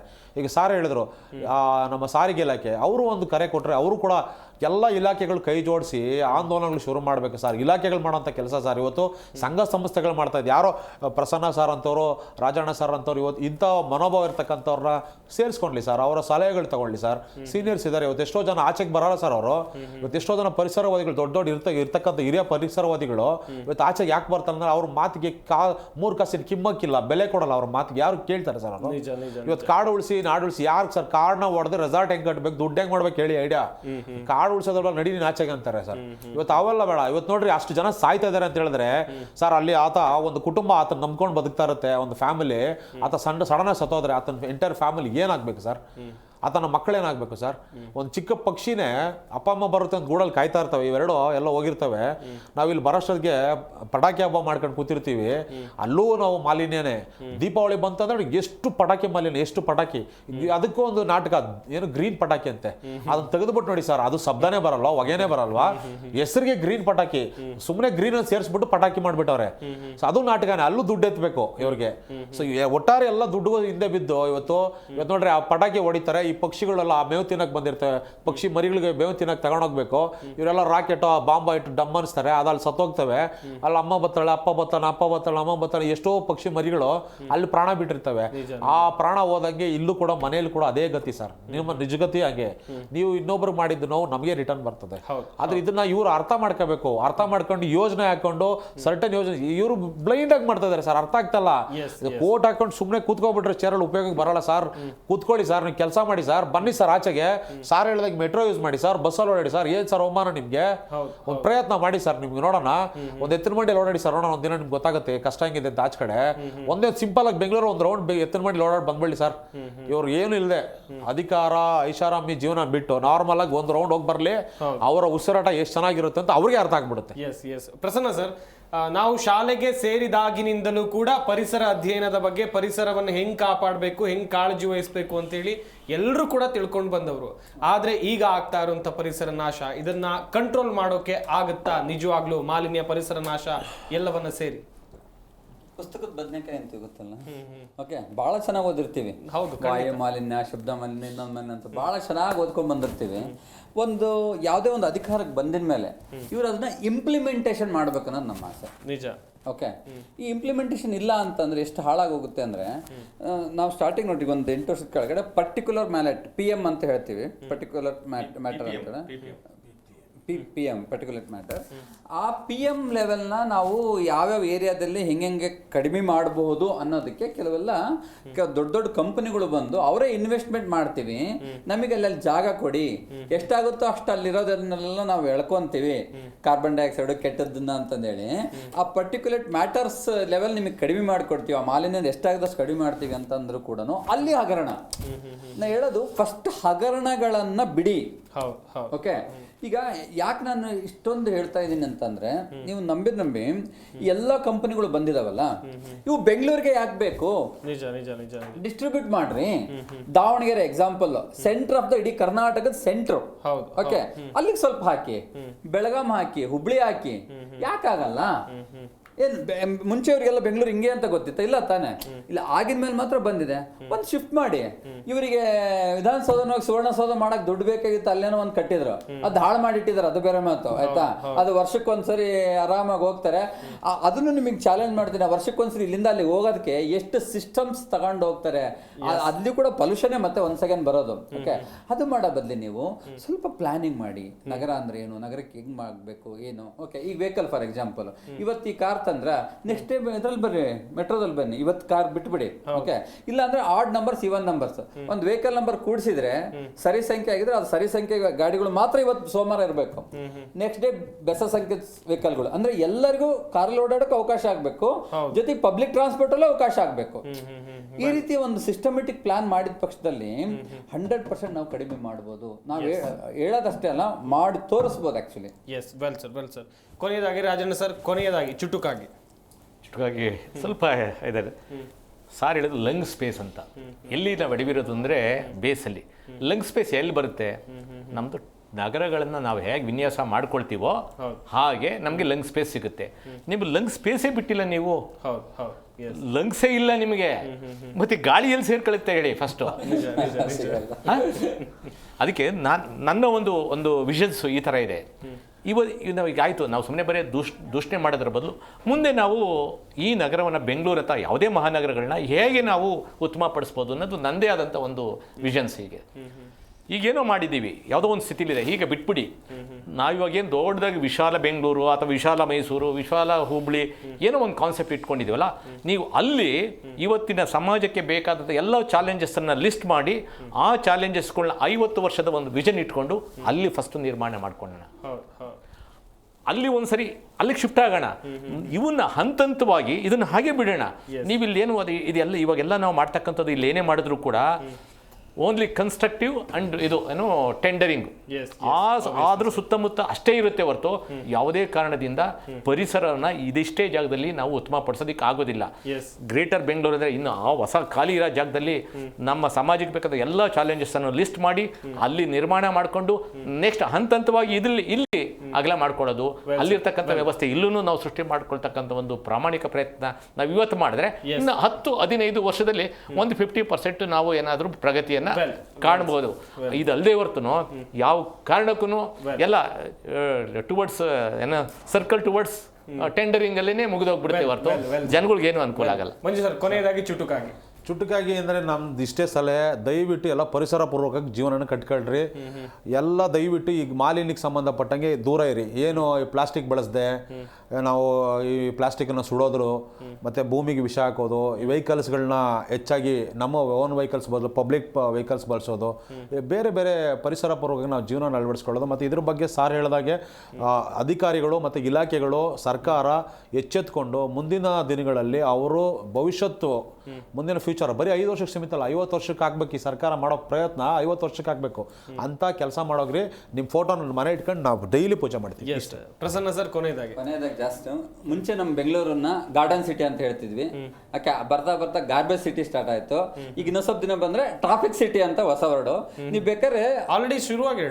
ಅದೇ ನೀವು 100 ಕಾಲಲ್ಲಿ ಬೇಕಾದ್ರೆ ಕೇಳಿ, 80 ಕಾಲಗಳು ಮಗ ಟ್ರಾಫಿಕ್ ಅಲ್ಲಿ ಇದೀನಿ, ಮಗ ಇಲ್ಲಿದ್ದೀನಿ, ಮಗ ಈ ಟ್ರಾಫಿಕ್, ಈ ಜಂಕ್ಷನ್ ಪಾಸ್ ಆಗ್ತಿಲ್ಲ, ಇನ್ನೊಂದು ಇದಾಗ್ತಿದೆ. ನಾನು ಅಷ್ಟೇ ಸಿಂಪಲ್ ಆಗಿ ರಿಕ್ವೆಸ್ಟ್ ಮಾಡ್ಕೊಂತಾರೆ, ಲಾಸ್ಟಿಗೆ ಅಟ್ಲೀಸ್ಟ್ ನಮ್ಮ ಟ್ರಾಫಿಕ್ ಡಿಪಾರ್ಟ್ಮೆಂಟ್, ಪೊಲೀಸ್ ಡಿಪಾರ್ಟ್ಮೆಂಟ್ನವರಿಗೆ ಒಂದು ಫ್ರೀ ಹ್ಯಾಂಡ್ ಕೊಟ್ಬಿಟ್ಟು ಏನಾದರೂ ಯಾವ ರೀತಿ ಮೂವ್ಮೆಂಟ್ ಮಾಡಿಸ್ಬೇಕು ಅನ್ನೋದನ್ನ ಒಂದನ್ನಾದ್ರೂ ಬಿಟ್ಕೊಡಿ. ಇಲ್ಲ ಯಾಕಂದ್ರೆ ಒಂದು ಟ್ರಾಫಿಕ್ ಅಲ್ಲಿ ಮಿನಿಮಮ್ 100 ವೆಹಿಕಲ್ ನಿಂತ್ಕೊಂಡಿರ್ತವೆ, 100 ವೆಹಿಕಲ್ ಎಲ್ಲವೂ ಆನ್ ಅಲ್ಲಿ ಇರ್ತವೆ. ದಯವಿಟ್ಟು ಅರ್ಥ ಮಾಡ್ಕೊಳ್ಳಿ.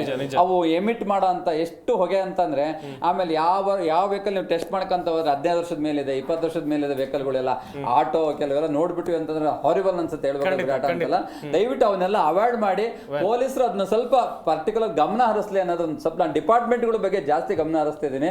ದಯವಿಟ್ಟು ಅವರ ಮುತುವರ್ಜಿ ವಹಿಸ್ಬಿಟ್ಟು ಎಲ್ಲಾ ವೆಹಿಕಲ್ಗಳನ್ನು ಸೀಸ್ ಮಾಡ್ಲಿ. ಓಕೆ, 15 ವರ್ಷ ಆಗಿದೆಯಾ, FC ಆಗಿಲ್ವಾ, ಸೀಸ್ ಮಾಡ್ಲಿ ಅನ್ನೋದು ನಮ್ದು ಉದ್ದೇಶ. ಹಾಗೆ ನಾವು ಈ ಚರ್ಚಾ ಕಾರ್ಯಕ್ರಮದಲ್ಲಿ ಭಾಗಿಯಾದಂತ ಪ್ರಕೃತಿ ಪ್ರಸನ್ನ ಅವರು, ಡಾಕ್ಟರ್ ಪರಿಸರ ಮಂಜು ಅವರು, ಹಾಗೆಯೇ H ರಾಜಣ್ಣ ಅವರು, ಇವರೆಲ್ಲರಿಗೂ ಕೂಡ ಧನ್ಯವಾದಗಳು. ನಮ್ಮ ಕಾರ್ಯಕ್ರಮದಲ್ಲಿ ಭಾಗಿಯಾಗಿ ಸಾಕಷ್ಟು ಮಾಹಿತಿಗಳನ್ನ ಕೊಟ್ರಿ. ನೋಡಿದ್ರಲ್ಲ ವೀಕ್ಷಕರೇ, ವರ್ಷದಿಂದ ವರ್ಷಕ್ಕೆ ವಾಯು ಮಾಲಿನ್ಯ ಸೇರಿದಂತೆ ವಿವಿಧ ಮಾಲಿನ್ಯಗಳು ಏರಿಕೆ ಆಗ್ತಾ ಇದೆ. ಇದರಿಂದ ಜನರ ಆರೋಗ್ಯದ ಮೇಲೆ ಪರಿಣಾಮ ಬೀರ್ತಾ ಇದೆ. ಕೆಲವೊಂದಿಷ್ಟು ಆರೋಗ್ಯ ಸಮಸ್ಯೆಗಳಿಂದ ಬಳಲ್ತಾ ಇದ್ದಾರೆ ಜನರು. ಮನುಷ್ಯರ ಮೇಲೆ ಮಾತ್ರ ಅಲ್ಲ, ಪ್ರಾಣಿ ಪಕ್ಷಿಗಳು ಹಾಗೆಯೇ ಪರಿಸರದ ಮೇಲೂ ಕೂಡ ತೊಂದರೆ ಉಂಟಾಗ್ತಾ ಇದೆ. ಇನ್ನಾದರೂ ಕೂಡ ಜನ ಎಚ್ಚೆತ್ಕೊಳ್ಬೇಕು, ಮಾಲಿನ್ಯ ಕಡಿವಾಣ ಹಾಕುವಲ್ಲಿ ನೀವು ಕೂಡ ಕೈ ಜೋಡಿಸಬೇಕು ಅಂತ ಹೇಳ್ತಾ ಈ ವಿಶೇಷ ಚರ್ಚಾ ಕಾರ್ಯಕ್ರಮವನ್ನು ಮುಗಿಸ್ತಾ ಇದ್ದೀವಿ. ನೋಡ್ತಾ ಇರಿ ಜೀ ಕನ್ನಡ ನ್ಯೂಸ್, ಸತ್ಯವೇ ಸುದ್ದಿಯ ಜೀವಾಳ.